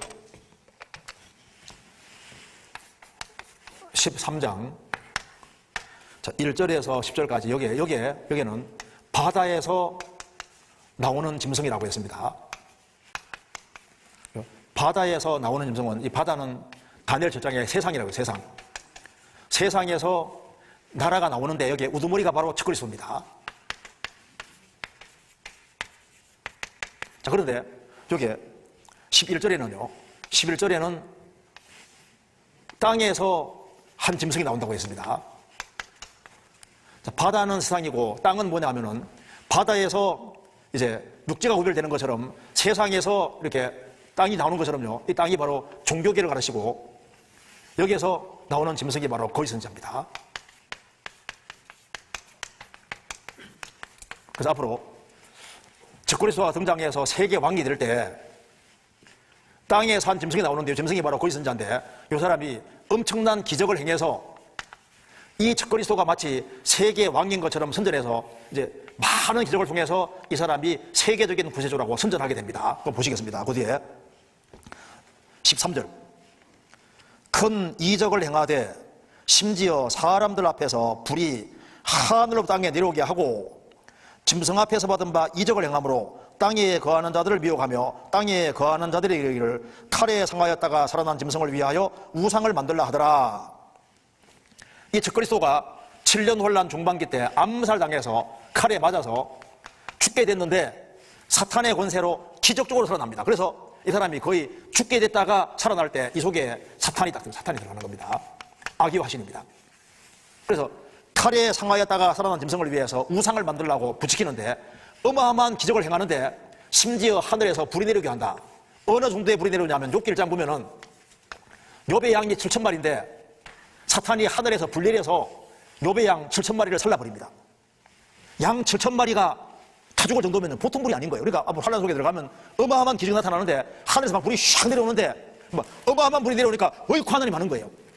그래서 전 세계 사람들을 미혹해서 이 적그리스도가 구세주인 것처럼 선전하는데 미는 사람이 거짓 선자입니다. 그래서 이 거짓 선자와 적그리스도 합동해서 놀라운 일을 합니다. 이거 보시면요. 14절 끝에 칼에 상하였다가 살아난 짐승을 위하여 적그리스도를 위하여 우상을 만들라 하더라. 앞으로 우상 하나를 만든다. 우상.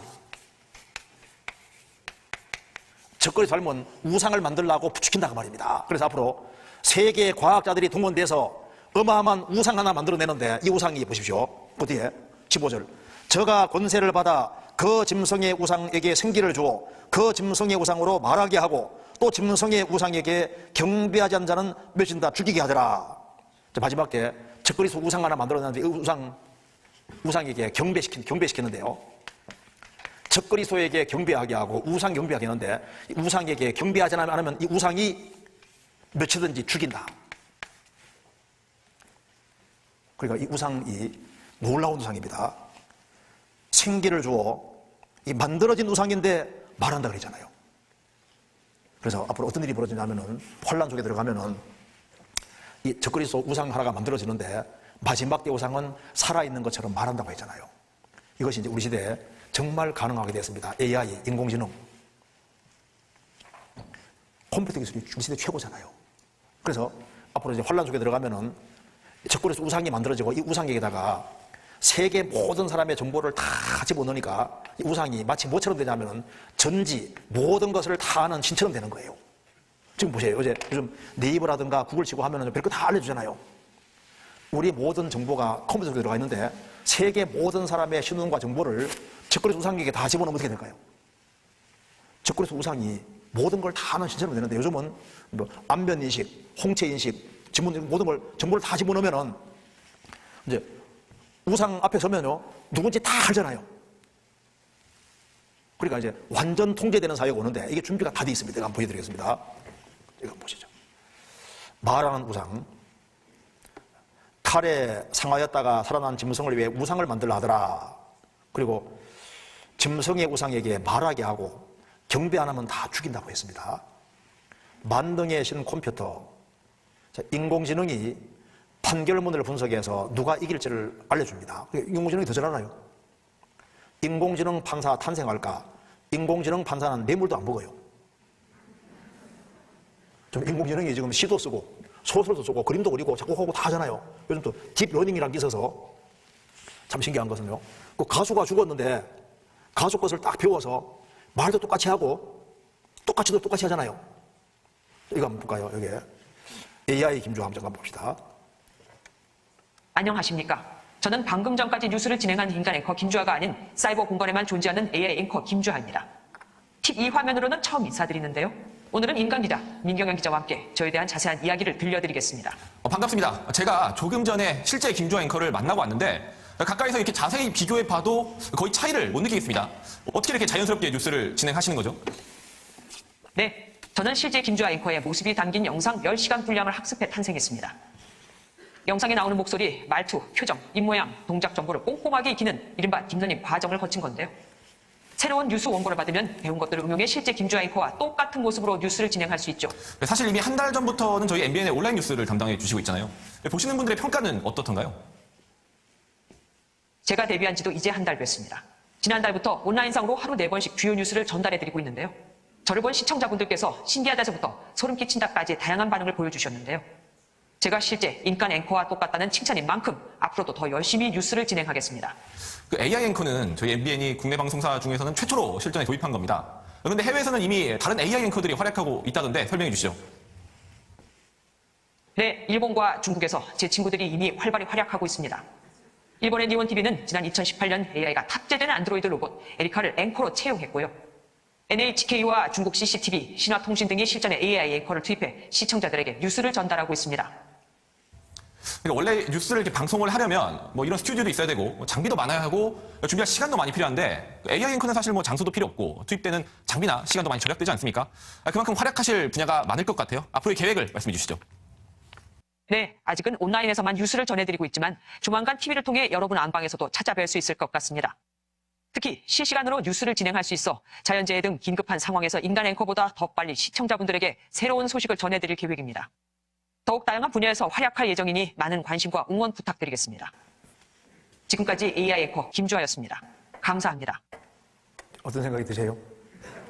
자, 그러니까 보세요. 여기 이제 인공지능을 여기 이제 턱 해놓고 온갖 정보를 다 집어넣으면은 이게 이제 모든 것을 다 아는 신처럼 되는데 적그리스도 한 사람이 세계를 통치할 때 어떻게 해야 되냐면은 전 세계 사람을 적그리스도 우상과 연결만 시키면 어떻게 될까요? 연결만 시키면은 전 세계를 완전 통제할 수 있으니까 전 세계를 연결시킬 때 어떻게 하면 되느냐? 표를 받게 하는데 그걸 살 속에 딱 받게 하면 되는 거예요. 받게 하면은 완전 통제가 가능하도록 되어 있습니다. 스마트폰 가지고 있으면 위치 다 잡히잖아요.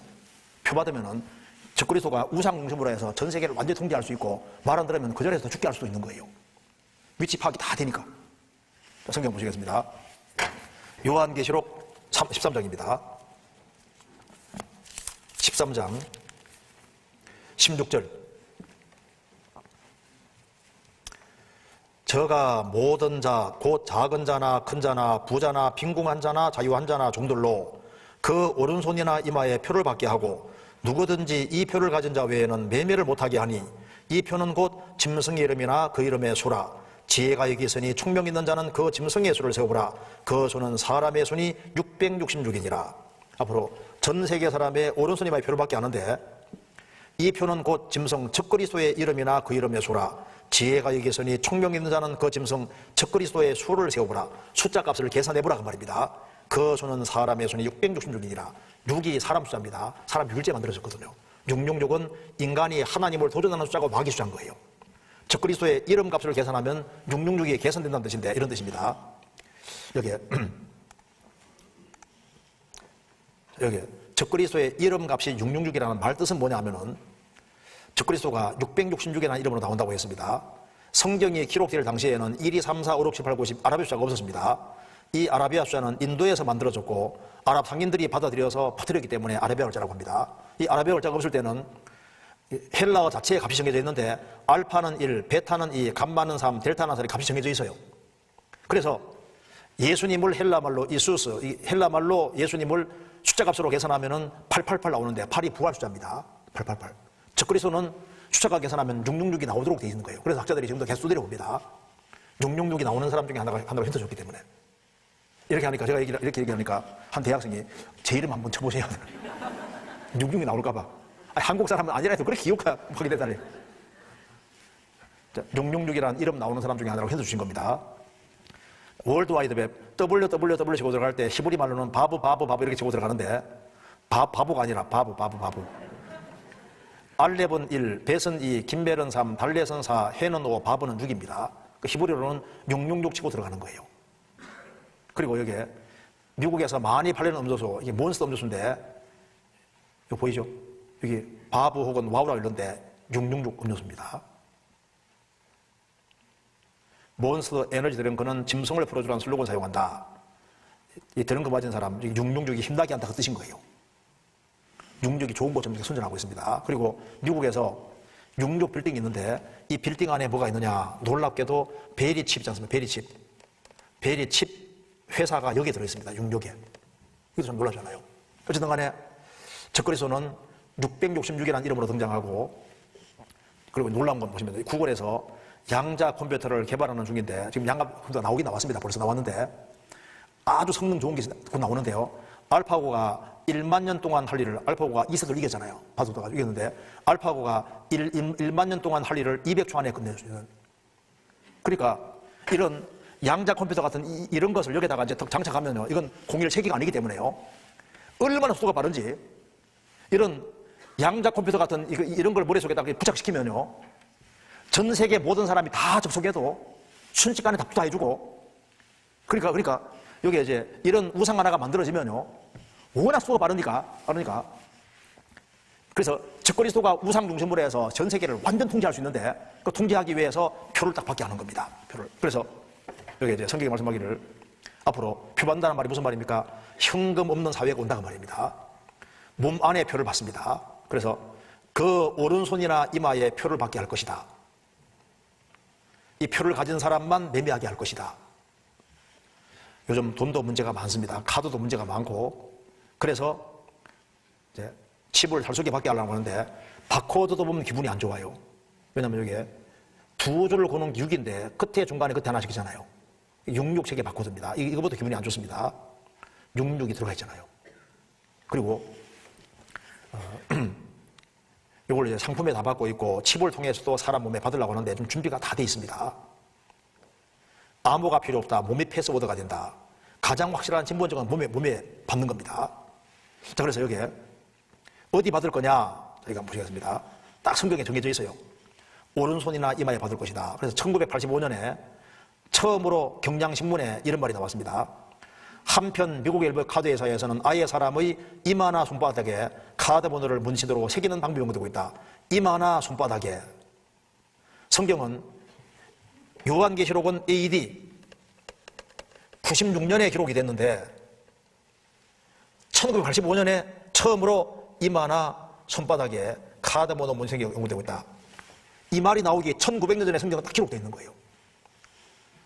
5학년 대학기 사회가 탐구해 보면은 미리 앞에 놓고 이마나 손에 전자칩을 달거나 표시하고 처리한다.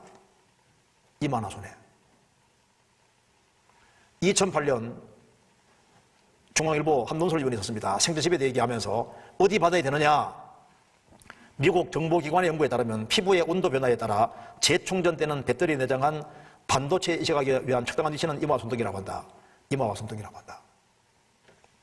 자, 왜 그러냐면은 칩을 딱 받을 경우에 칩 속에 배터리가 들어가 있는데 수명 다 하면 빼내야 되잖아요. 그러니까 이제 살 속에 집어넣었다가 빼내면 또 째야 되거든요. 그러니까 한 번 집어넣으면 계속 사용할 수 있는 방법이 없을까? 온도 변화에 따라서 한 번 집어넣으면 죽을 때가 사용할 수 있는 길을 알아낸 거예요. 자, 온도 변화가 제일 심한 데가 어딜까요? 옷 안 입는 데는 일단 얼굴은 안 입잖아요. 얼굴. 온도 변화가 제일 심한 데는 여기거든, 여기. 그러니까 얼굴 부분 여기 하고 주로 그래도 옷 안 입는 데가 어딜까요? 손. 그래서 온도 변화가 제일 심한 데는 전 세계적으로 여기 손하고 여기니까 그래서 조사해 보니까 또 표를 받아도 또 빼내가면 안 되잖아요. 그러니까 빼내가지 못하도록 사람을 구별시키는 것이 참 놀라운 것은 사람의 정맥구조 중에서 오른손의 정맥구조는 쌍둥이도 다릅니다. 쌍둥이도. 그리고 여기에 칩을 딱 받으면서 여기에 정맥까지 있지 않습니까? 입력을 딱 해버리면은 손 잘라갈 때까지는 비교 못하는 거예요. 또 사람 홍채는 지문보다 1000배 정도 정확합니다. 그러니까 홍채는 사람마다 너무 달라요. 그러니까 이마에 딱 받으면서 여기 홍채까지 입력하면은 눈 빼갈 때까지 유의할 수 없으니까 결국은 연구하다 보니까 어디 받아야 되느냐? 결국은 이마와 손등이다. 이렇게 결론 나는 겁니다. 가장 확실한 신분증은 몸이 되는데 이 오른손의 정맥 구조는 다 달라요. 손등 정맥으로 신원 확인. 그리고 홍채는 사람마다 아주 판이합니다. 홍채가 너무너무 다르게 생겼어요. 똑같은 사람이 하나도 없고 너무 판이하게 다르니까 일생 동안 안 바뀌니까 내 눈 속에 비는 번호 홍채, 눈동자가 아이디다. 홍채 등록합니다. 5초 만에 뚝딱. 딱 갖다 대면 금방 딱 열리잖아요. 그래서 어디 받을 거냐? 이마와 손등이다. 이게 딱 결론이 딱 나는 겁니다. 자, 여기에 칩 수술 영상 한번 보시면 이렇게 있습니다.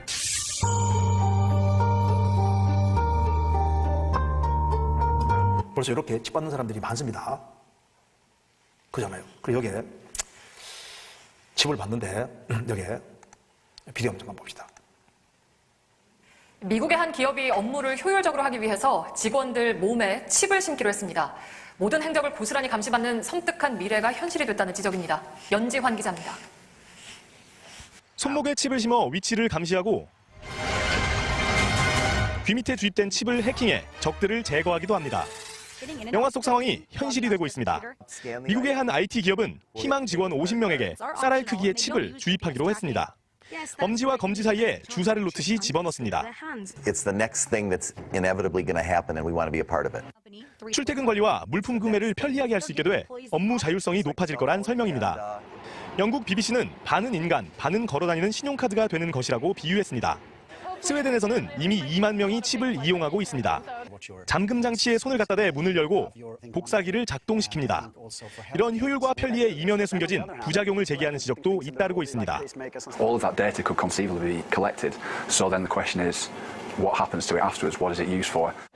해킹과 감시에 언제든 악용돼 디스토피아를 재촉할 거란 우려입니다. JTBC 연지환입니다. 자, 이것이 이제 준비가 사실상 다 돼 있습니다. 그리고 여기에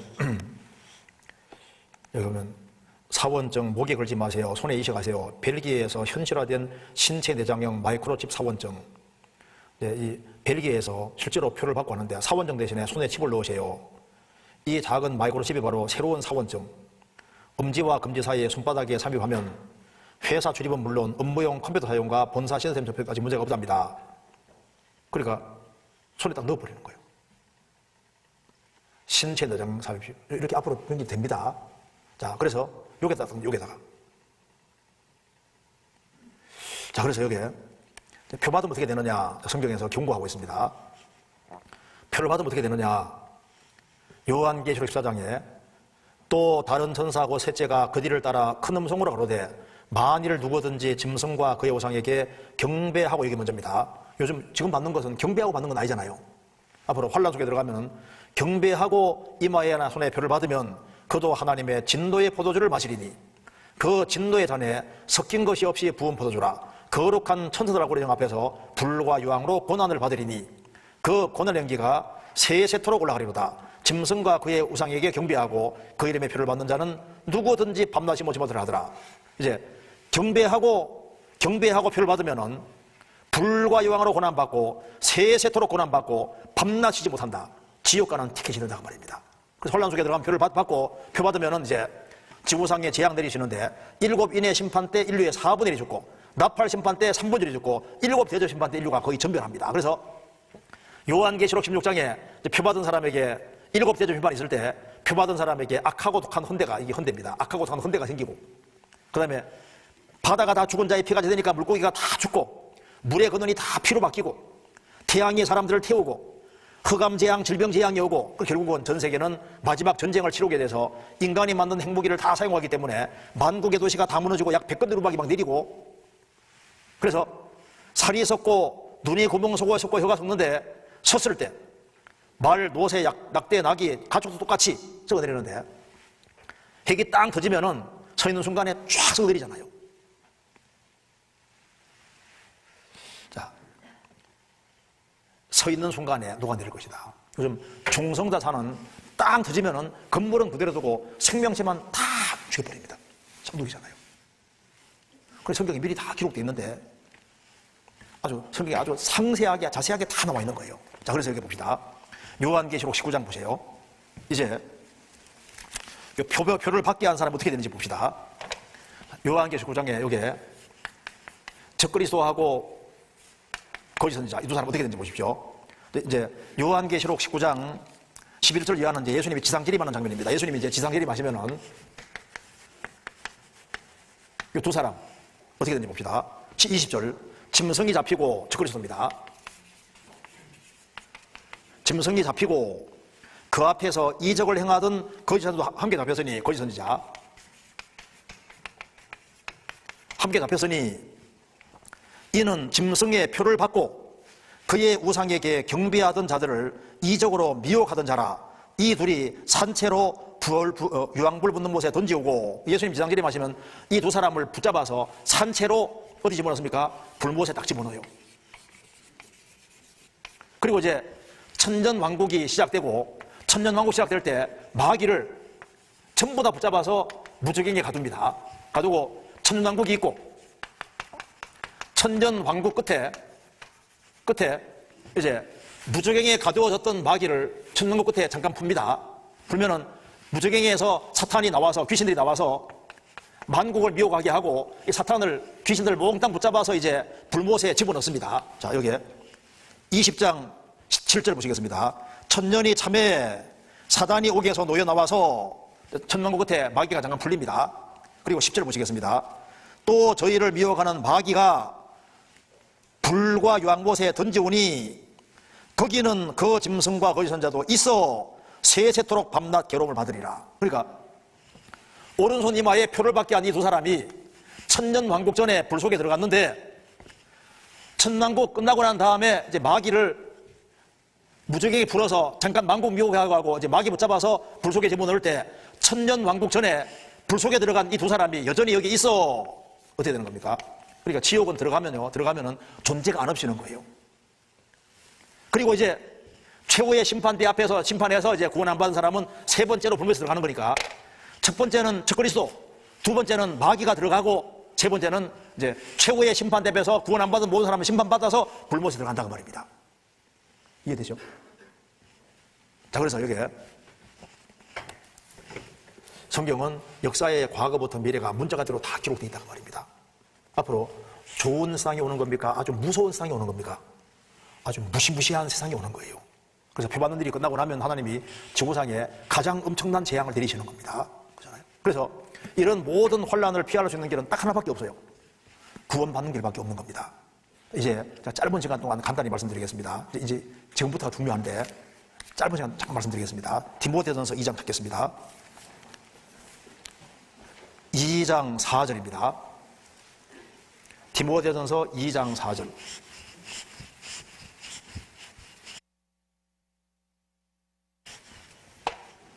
제가 읽겠습니다.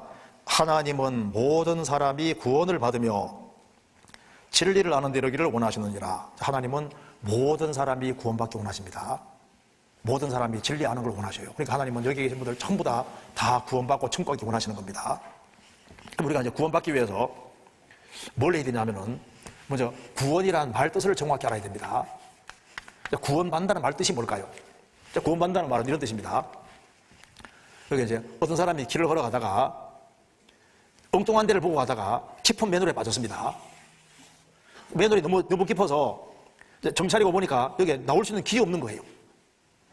이럴 때 구원이 필요한 겁니다. 그래서 119 구조대가 와서 나를 건져주면은 나는 맨홀에서 구원됐다 이렇게 말하는 거예요. 그런데 이제 땅굴 파고 내가 몇 날 며칠 땅굴 파서 한 15일 만에 살아났다. 이거 구원 아니다 그 말입니다. 그러니까 자력으로 자기 힘으로 나오는 것은 구원이라고 말하지 않습니다. 자기 힘으로 아니고 제3자의 도움받고 나왔을 때 구원이라고 하는 거예요.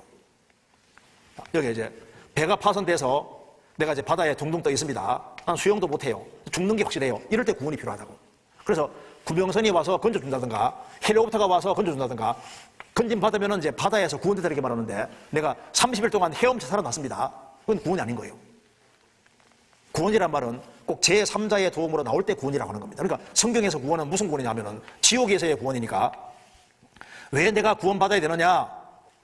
지금 죽으면은 지옥 가는 게 사실이고, 지옥에 나오기 위해 내가 할 수 있는 게 아무것도 없으니까 구원이 필요한 거예요. 그러니까 내가 교회 생활 열심히 하고 기도를 많이 하고 착한 일을 많이 하고 뭘 한다 할지라도 지옥에서 못 나오니까 그러니까 구원이 필요한 겁니다. 그래서 내가 내 힘으로 지옥에서 못 나오니까 하나님 도우심으로 딱 건진 받을 때 구원 받았다 이렇게 말하는 거예요. 무슨 말이 되죠? 그러니까 내가 내 힘으로 천국 갈 수 있으면 구원 받으란 말이 필요가 없는 거예요. 내 힘으로 안 되니까 구원 받아야 된다는 말입니다. 그러니까 봐요. 이게 맨홀에 빠진 사람은 자기 힘으로 못 나오니까 어떻게 됩니까? 할 말은 딱 하나예요. 사람 살려 이거밖에 할 게 없는 거라고. 그렇죠? 바다에 빠진 사람은 수영 못하면요, 사람 살려 그거밖에 할 말이 없는 거라고. 내가 할 일은 딱 한 가지입니다. 내 힘으로 구원 안 되니까 나 좀 살려주십시오. 그것이 구원받는 자격인 거예요. 그럼 내가 왜 지옥 가느냐? 이유는 한 가지입니다. 죄인이기 때문에 내 지옥 가는 거예요. 그래서 구원받기 위해서는 해야 될 일이 뭐냐면 살아계신 하나님 앞에서 내가 죄인이고 그렇기 때문에 지금 죽으면 지옥 간다는 사실을 깨닫고 내가 여기에서 나오기 위해 할 일이 아무것도 없으니까 하나님 나 좀 불쌍히 여기십시오. 나 좀 살려주십시오. 그 사람이 하나님이 불쌍히 여겨주면 당장 구원되는 겁니다. 구원은 구원해 준 분의 능력이 달려있는 거니까. 그리고 우리가 할 일은 뭐냐면 하나님 앞에서 내가 뭘 깨닫냐면은 나는 하나님 앞에서 죄인이고 지금 죽으면 지옥 가고 지옥 가는데 여기에서 나올 수 있는 길이 없다는 걸 확실히 깨닫는 게 제일 중요한 거예요. 그 사람은 구원받을 자격이 있는 거다 그 말입니다. 이 말 이해되시죠? 성경 찾아보시겠습니다. 시편 51편입니다.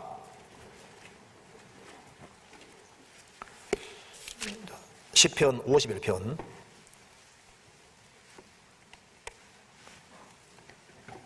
51편 5절입니다.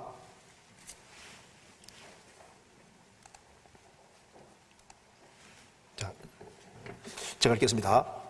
내가 죄악 중에 출생하였으며 모친이 죄 중에 나를 잉태하였나이다. 이 구절 잘 보십시오. 여기 중에란 말이 두 번 나와 있죠. 내가 죄악 중에 출생하였으며 응애하고 태어날 때 죄악 속입니다. 그러면 태어날 때만 죄 속이 아니라 모친이 죄 중에 나를 잉태하였나이다. 사람은 어머니 태 속에서 형성되는 순간부터 죄 속이고 응애하고 태어날 때도 평생 지을 죄의 기질을 가지고 태어나는 거예요. 그러니까 사람은 이 세상에 태어날 때 의인으로 태어나는 게 아니라 태어날 때 평생 지을 죄의 기질을 가지고 태어나는 거예요. 자, 고양이는 태 속에서부터 고양이죠. 날 때부터 고양이잖아요. 살아나가면서 그 고양이의 아주 앙칼 기질이 나옵니다.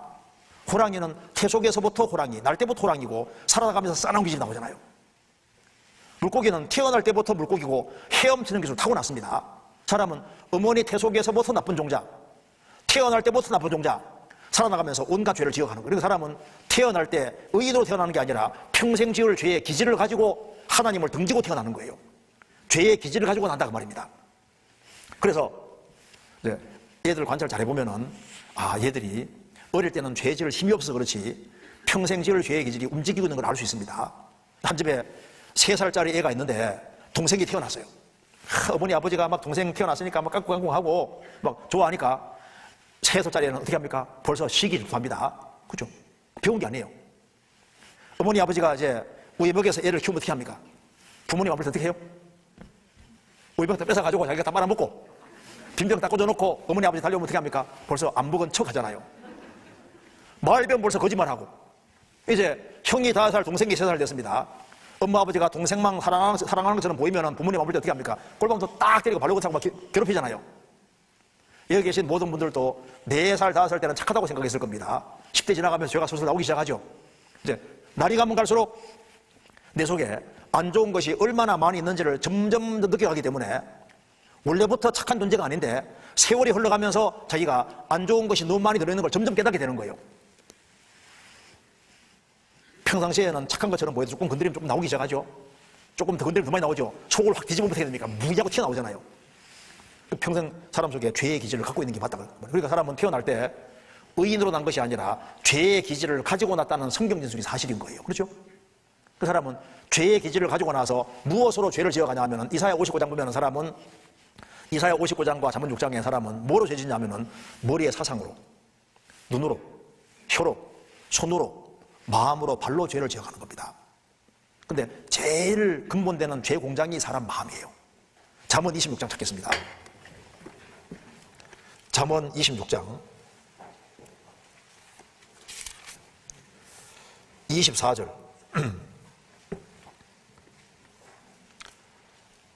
감정 있는 자는 26장 24절 감정 있는 자는 입술로는 꾸미고 속에는 괴휴를 품나니 그 말이 좋을지라도 믿지 말 것은 그 마음에 7가지 가정한 것이 있음이니라. 남에게 안 좋은 악감정을 가지고 있는 자는 입술로는 안 그런 척 꾸미면서 속에는 괴를 품는다. 속으로는 두고 보지 않는다는 겁니다. 그래서 그 말이 좋을지라도 믿지 말 것은 그 마음에 7가지 가정한 것이 있습니다. 사람 마음속에 7가지 가정한 것이 들어있으니까 사람 말 쉽게 믿지 말아라. 제가 간단하게 설명드려 볼 테니까요. 이거 없는 사람은 아담 자손 아니니까 구원 안 받아도 되는데 7가지 가정한 마음이 있는 사람은 다 구원받아야 됩니다. 자, 사람은 첫째, 공작 같은 마음이 피 속에 흐르고 있습니다. 공작은 사람 왜 여러분 날개 펼치죠? 자, 교만한 마음, 자랑하는 마음, 의시되는 마음, 뽐내는 마음 가르치고 있습니다. 자랑 다 해보셨죠? 어떤 사람 말합니다. 저는요, 한 번도 자랑해 본 적 없습니다. 그렇게 자랑합니다. 자랑한 적 있기는요. 수시로 자랑하고 교만하고, 이 자랑하고 교만한 죄는 셀 수가 없어요. 그런 사람에게 무슨 기질이 있냐면은, 염소 같은 기질이 있는데, 염소 고집 세게로 유명합니다. 첫째, 염소는 고집이에요, 고집. 인간이 지옥 가는 것은 죄가 많아 지옥 가는 게 아닙니다. 내 죄가 아무리 많아도 하나님 사랑은 더 크니까 구원받기 원하는 사람은 구원받을 수 있어요. 그런데 하나님 앞에 고집 부리는 사람은 구원이 안 됩니다. 다만 내 고집과 회개치 아니하는 마음을 따라 진노의 날 곧 하나님의 의로우신 판단이 나타나는 그날에 임할 진노를 내게 산도다. 고집 부려서 진노가 점점 쌓여가는데 이런 경우가 있어요. 그 사람은 정말 고집장인데 덜커도 구원받거든요. 왜? 그래 고집장이가 하나님 말씀 앞에서는 고집 안 부려요. 구원받습니다. 그 사람은 그렇게 착해 보이기 때문에 이 사람은 당장 구원받을 것 같은데 구원이 안 돼. 왜? 사람 앞에서는 고분고분한 것처럼 보여도 속으로는요, 나는 안 믿어. 내가 믿을 줄 알고 끝까지 버티거든요. 그러니까 구원이 안 되죠. 생을 살아가면서 고집 부린 죄가 얼마나 많은 줄 모르고 나이가 들어가면 들어갈수록 고집이 세져요. 옹고집 할 때 옹자가 할아버지 옹자거든요. 나이가 들수록 자기 고집이 딱 세지고 주관이 커져가지고 이게 안 받아들인다고요. 이 성경이 하나님 말씀으로 전하면 말씀 앞에 딱 자신을 끝까지 굴복해야 되는 거라고요. 그 다음에 사람에게 염소는 음란한 마음을 가르쳐요. 음란한 마음. 염소 눈알 보시면은, 염소 눈알 이렇게 눈 있으면 알 보시면, 눈알 보시면 이렇게 음흉하게, 옆으로 이렇게 해가지고 음흉하게 생겼습니다. 또 이 음력이 불같이 일어나거든요. 사람에겐 누구든지 성적으로 부두덕한 마음이 있어요. 우리 시대에 음란을 부추기는 시대이기 때문에 음란죄 하나만이라도 지옥 가기 아주 충분한 겁니다. 음란이 막 골수에 사무쳐서 이걸 이 죄는 셀 수가 없어요. 그리고 사람에게 무슨 마음이 있냐면은 돼지 같은 마음, 욕심을 가지고 있습니다. 그리고 더러운 것을 사모하는 마음 가르치는데, 욕심이 잉태한 적 죄를 낳고 죄가 장상을 삼아내니라. 사람에겐 누구든지 돼지 같은 욕심이 다 있습니다. 자기만 거듭 행하는 욕심들이 있기 때문에 욕심 때문에 죄를 지었고, 그래서 마음속에 한두 가지 빠져나오지 않는 죄들이 마음속에 콱 박혀 있는 거예요.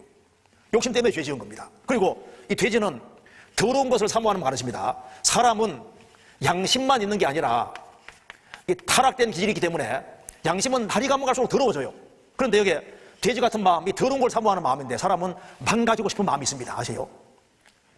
착하게 살아라, 깨끗하게 살아라면 괜히 싫어요. 죄 짓는 사람 보면요, 저런 나쁜 놈이 있나 하면서도 자기도 모르게 나도 한번 그렇게 해봤으면, 그런 마음이 있거든요. 성경 로마 7장에 사람들은 다른 사람들이 죄 짓는 것을 보고 즐긴다고 했습니다. 자기 속에 선만 있으면 악을 항상 정죄해야 되는데 왜 다른 사람들이 죄 짓는 것을 보고 즐기냐고 말이에요. 그걸 옳다고 하냐고 말입니다. 자기 속에 그런 기질이 있는 거예요. 사람은 망가지고 싶은 마음도 있거든요. 막 더러운 것에 막 시주고 싶은 마음이, 그런 마음이 있는 거라고. 타락된 기질이 있다니까요. 그 다음에 사람에게 무슨 마음이 있냐면은 뱀 같은 마음이 있는데, 이게 간사한 마음, 간교한 마음, 한 입으로 두 마디 하는 거짓말. 뱀은 혓바닥에 둘로 갈라지지 않습니까? 사람은 분리하면 거짓말이 튀어나오고, 거짓말이 폭로되면 변명하고, 코너에 완전히 몰래하면 시인하는 거예요. 그 사람 말합니다. 저는요, 거짓말 한 적이 없어요. 그렇게 떡먹듯이 거짓말 합니다. 거짓말 한 적이 없대요. 그게 거짓말이라니까요. 우리 시대에 거짓말을 얼마나 많이 합니까? 그 사람에게 또 무슨 마음이 나면요, 표범 같은 마음, 호랭 같은 마음이 있는데, 이게 싸나운 기질, 살인하는 기질을 가르칩니다. 살인. 혹시 친구가 착해 보인다고 막 함부로 때리는 게 아닙니다. 누구든 죽일 마음이 다 있어요. 친구가 막 때리면 앞에 맞고 있을지라도 집에 와서 뭐라 그럽니까? 죽일 뻔 내버려뒀다고. 초등학교에 맞았는데 나중에 커서 부자는 경우도 있잖아요. 아내가 착해 보인다고 막 구박하는 게 아닙니다. 남편 착해 보인다고 막 함부로 하는 게 아니에요. 사람은 누군 죽일 수 있는 마음이 있다니까요. 너무 괴롭히면은 자식이 있으니까 살지 몰라도 남편 조심해야 됩니다. 남편 잠잘 때 아내가 딱 보면서 이 인간도 어떻게 처치할까? 대못을 정수리에 박아버려? 부부싸움 때 열받아가지고 아내가 물을 풀풀 끓여가지고 너무 그러면 확 부어 죽였잖아요. 사람은 아주 잔인한 마음, 아주 끔찍한 마음이 있어요. 누구든지 살인할 수 있는 기질이 있는 거라고. 그 다음 사람에게 무슨 마음이냐면은 거기 같은 마음, 지배주의자, 유리 한번 목 내밀고 불량 푹 집어넣고 청문회 할 때 보세요. 자기 유리 한번 머리 슬슬 나오잖아요. 불량하면 아 생각 안 나는데 이러잖아요. 그럼 사람에게 개구리 같은 마음, 추다징이 가르치는 겁니다. 참 개구리 시끄럽죠. 수근수근하고 비방하고 능욕하고. 여자들은 안 그런가? 여기 보시면 여자들은요 참 지옥 가면 혀 때문에 고생 많이 할 것 같아. 막 수근수근하고 비방하고 능욕하고. 남자들은 안 그런 것 같은데 남자들은 여기 개구리 중에 눈 빨간 개구리들이 있습니다. 남자들 술 많이 먹으면 눈이 빨개지면서 밤새도록 개굴개굴 음담패설 하면서. 이런 타락된 기질이 다 있는데 이런 타락된 기질을 내놓고 살면 위험하니까 초등학교 교육을 받고 중학교, 고등학교, 대학교 교육을 받고 사회적인 체면이 있고 위신이 있고 종교가 있고 도덕이 있고 남의 눈에 쓰니까 없지 않은데 이 타락된 마음을 억제 잘하는 사람을 우리가 인격자라고 말해요. 인격자. 참 아무개나 된 사람이야. 인격자 마음속에 이런 마음이 있어요, 없어요? 있죠? 인격자는 뭐냐면은 이 타락된 마음이 있는데 이걸 확 누르는 거예요.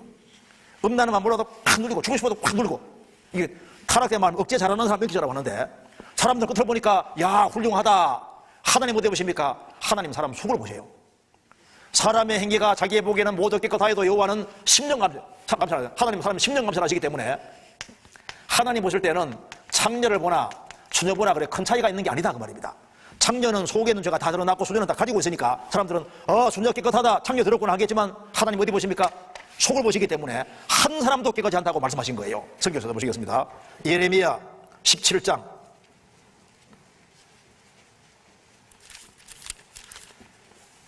17장 9절입니다. 만물보다 거짓되고 심히 부패한 것은 마음이라 누가 능히 이를 알리오마는 나 여호와는 심장을 살피며 피부를 시험하고 각각 그 행위와 그 행실을 대로 보응하나니 하나님이 지으신 만물 중에서 가장 거짓되고 가장 썩은 것은 뭐냐? 마음이라. 누구 마음이? 우리 각자 마음이. 누가 능히 이를 알리오? 자기도 잘 몰라요. 왜? 상황이 부딪혀 나오니까. 나 여호와는 심장을 살피며 피부를 시험하고 각각 그 행위와 그 행실대로 보응하나니 하나님은 다 아시기 때문에 행한 대로 보응하신다는 겁니다. 그래서 이 타락된 마음을 억제하다가 억제가 안 되니까 이것이 이제 눈으로 나옵니다. 눈으로. 그래서 음욕이 가득한 눈으로 범죄하기 시지 아니하고 우리가 눈으로 짓는 죄 숫자를 셀 수가 없는 거예요. 이 타락된 마음이 억제가 안 되니까 이제 혀로 나옵니다. 그 성경 야고보 3장에 말씀하시기를 우리가 말을 순종케 하려고 그 입에 재갈을 먹여 온몸을 어가며 또 보라 광풍에 밀려가는 것들을 지극히 작은 키로 사공의 뜻대로 운전하나니 이와 같이 혀도 작은 지체로 돼 큰 것을 자랑하는도다. 보라 어떻게 작은 불이 어떻게 많은 나무를 태우는가. 혀는 곧 불이요 불의 세계라. 혀는 우리 지체 중에서 온몸을 더럽히고 생애의 밖에를 불살아나니 그 살아나는 것이 지옥불에서 나느니라. 여러 종류의 짐승과 새며 벌레와 해물은 다 길들임으로 사람에게 길들었거니와 혀는 능히 길을 들일 사람이 없나니 쉬지 아니하는 악이요 죽이는 독이 가득한 것이라. 사람이 타고 다니는 말도 입에 재갈매기 움직이잖아요. 광풍에 밀려가는 큰 배도 지 하나가 배 방향 결정하는 것처럼 혀는 우리 온몸 중에 한 작은 부분인데 이 혀가 내 인생을 다 더럽힌다. 조그만한 물이 산을 태우는 것처럼 이 조그만한 혀가 네 인생을 다 더럽히는데 생애의 밖기를 불살한다. 인생의 소리밖에를 못 살았다는 말이 무슨 말입니까? 내가 인생을 60년 살았으면 내 인생을 돌이켜봤을 때 내 인생을 온통 더럽혀놓은 것이 뭐냐? 혀다, 혀. 이 혀 때문에 지옥불이 점점 뜨거워진다 그 말입니다. 여러 종류의 짐승과 새며 벌레와 해물은 사람에게 다 길이 들었는데 혀는 길을 들일 사람이 없다. 왜? 마음이 걱정났으니까요.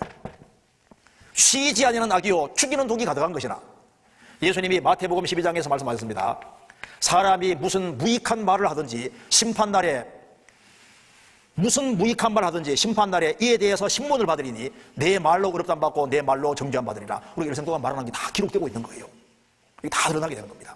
그리고 이 타락된 마음이 억제가 안 되니까 손으로 설정하기도 하고 지어받기도 하고 손으로 온갖 죄를 짓고 이 타락된 마음이 억제가 안 되니까 발로 몰래 죄지로 다닌다 그 말이에요. 그러니까 사람은 죄인으로 나서 마음으로 생각으로 말로 행동으로 살아가는 생애 전체가 그야말로 죄 짓는 연속인 거예요.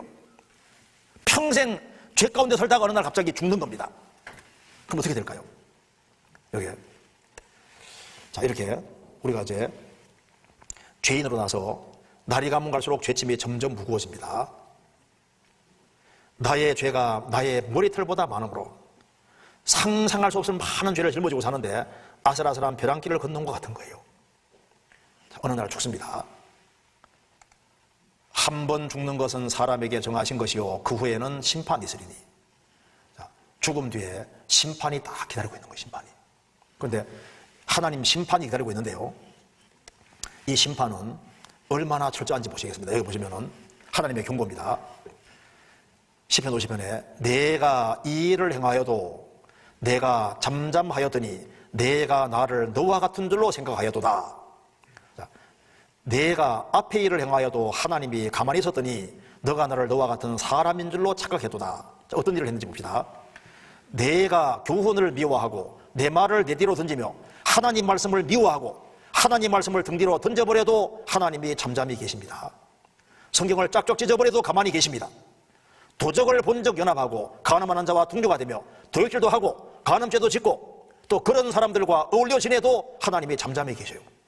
내 입을 악에게 주고 내 혀로 괴사를 지으며 입으로 온갖 악한 말을 하고 혀로 괴사 짓고 이 말은 사기치고 거짓말 한다 그 말입니다. 그래도 가만히 계셔요.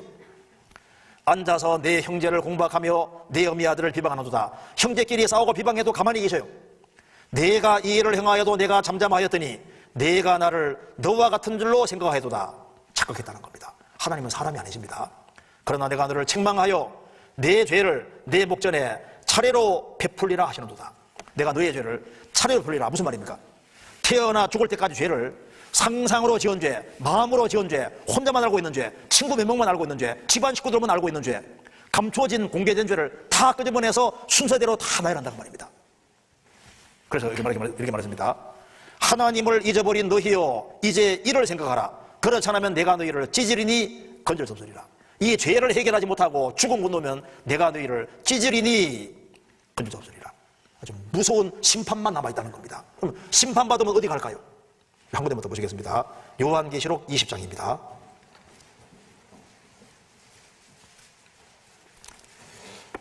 (20장) 11절부터 15절까지 제가 읽겠습니다. 또 내가 크고 흰 보좌와 그 위에 앉으신 자를 보니 땅과 하늘이 그 앞에서 피하여 간 데 없더라. 또 내가 보니 죽은 자들이 무론 대소하고 그 보좌 앞에 섰는데 책들이 펴있고 또 다른 책이 펴있으니 이고 생명책이라. 죽은 자들이 자기 행위를 따라 책들에 기록된 대로 심판을 받으니 바다가 그 가운데서 죽은 자들을 내어주고 또 사망권부도 그 가운데서 죽은 자들을 내어주며 각 사람이 자기 행위대로 심판을 받고 사망권부도 불못에 던지오니 이것은 둘째 사망고 불못이라. 누구든지 생명책에 기록되지 못한 자는 불못에 던지오더라. 자, 이거 보시겠습니다. 그래서 여기에 또 내가 크고 흰 보좌와 백보자입니다. 하얀 값에서는 검은 게 다 드러납니다. 그 위에 앉으신 분은 예수님입니다. 산자와 죽은 자의 재판자가 예수님입니다. 땅과 하늘이 그 앞에서 피하여 간섭더라. 천만국 끝나고 난 다음에 한꺼번에 심판하시는 겁니다. 또 내가 보니 죽은 자들이 무론 대소하고 보좌 앞에 섰는데 심판에 섭니다. 책들이 펴있고 또 다른 책이 펴있으니 생명책이라. 책 중에 첫 번째는 성경책이고 두 번째는 우리 행위 범죄록이고 세 번째는 성경책입니다. 우리 죄 지은 것이 양심의 뿐 아니라 하나님 앞에 다 기록되고 있는 거예요. 죽은 자들이 자기 행위를 따라 자기 행위에 비례해서 책들에 기록된 대로 심판을 받으니 행한 대로 기록된 대로 심판받습니다. 바다가 그 가운데서 죽은 자를 내어주고 바다가 죽은 자가 되어준다는 것은 몸의 부활을 가리키는 겁니다. 또 사망군부도 그 가운데 죽은 내어주며 구원 안 받은 사람은 사망구 음부에 가 있는데 상한 사망 음부에 가 있는 영혼도 끄집어내서 내어주고 내어주며 영혼독체를 재결합시키는 겁니다. 각 사람이 자기의 행위대로 심판을 받고 자기 행한 대로 심판받습니다. 사망권부도 불못에 던지오니 이것은 둘째 사망고 불못이라. 첫째 사망은 영육이 분리되는 것이고 둘째 사망은 영혼육체가 재결합이 되어서 하나님과 천국과 모든 좋은 것과 끊어지는 불구덩이다 말입니다. 그리고 영혼 가두었던 사망군부는 더 이상 필요 없으니까 이것도 불못에 집어넣어 버립니다. 그래서 누구든지 생명책에 기록되지 못한 자는 불못에 던져오더라. 행한 대로 심판받고 불못에 떨어져서 사는데 이 사망이란 말이 분리란 말이에요. 분리. 첫째 사망은 영혼 육체가 분리되는 것이고 정말 무서운 것은 둘째 사망인데요. 이 둘째 사망이 뭐냐면은 하나님과 영원한 분리를 말하는 겁니다. 그러니까 지옥은 뭐냐면은 불못은 하나님과의 분리니까 하나님은 본질이 사랑이니까 사랑이 전혀 없는 세계 속에 가는 거예요.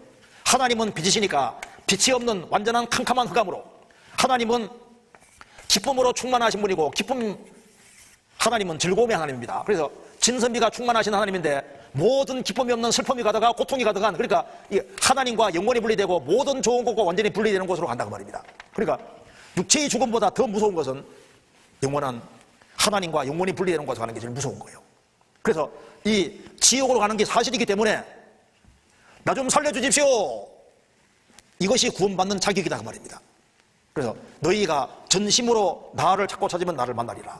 오늘 집에 가시면 무릎 꿇고 하나님 나 이번에 꼭 구원받게 도와주시라고 기도하시면 주님께서 딱 보시고 찾는 사람은 구원받게 도와주실 겁니다.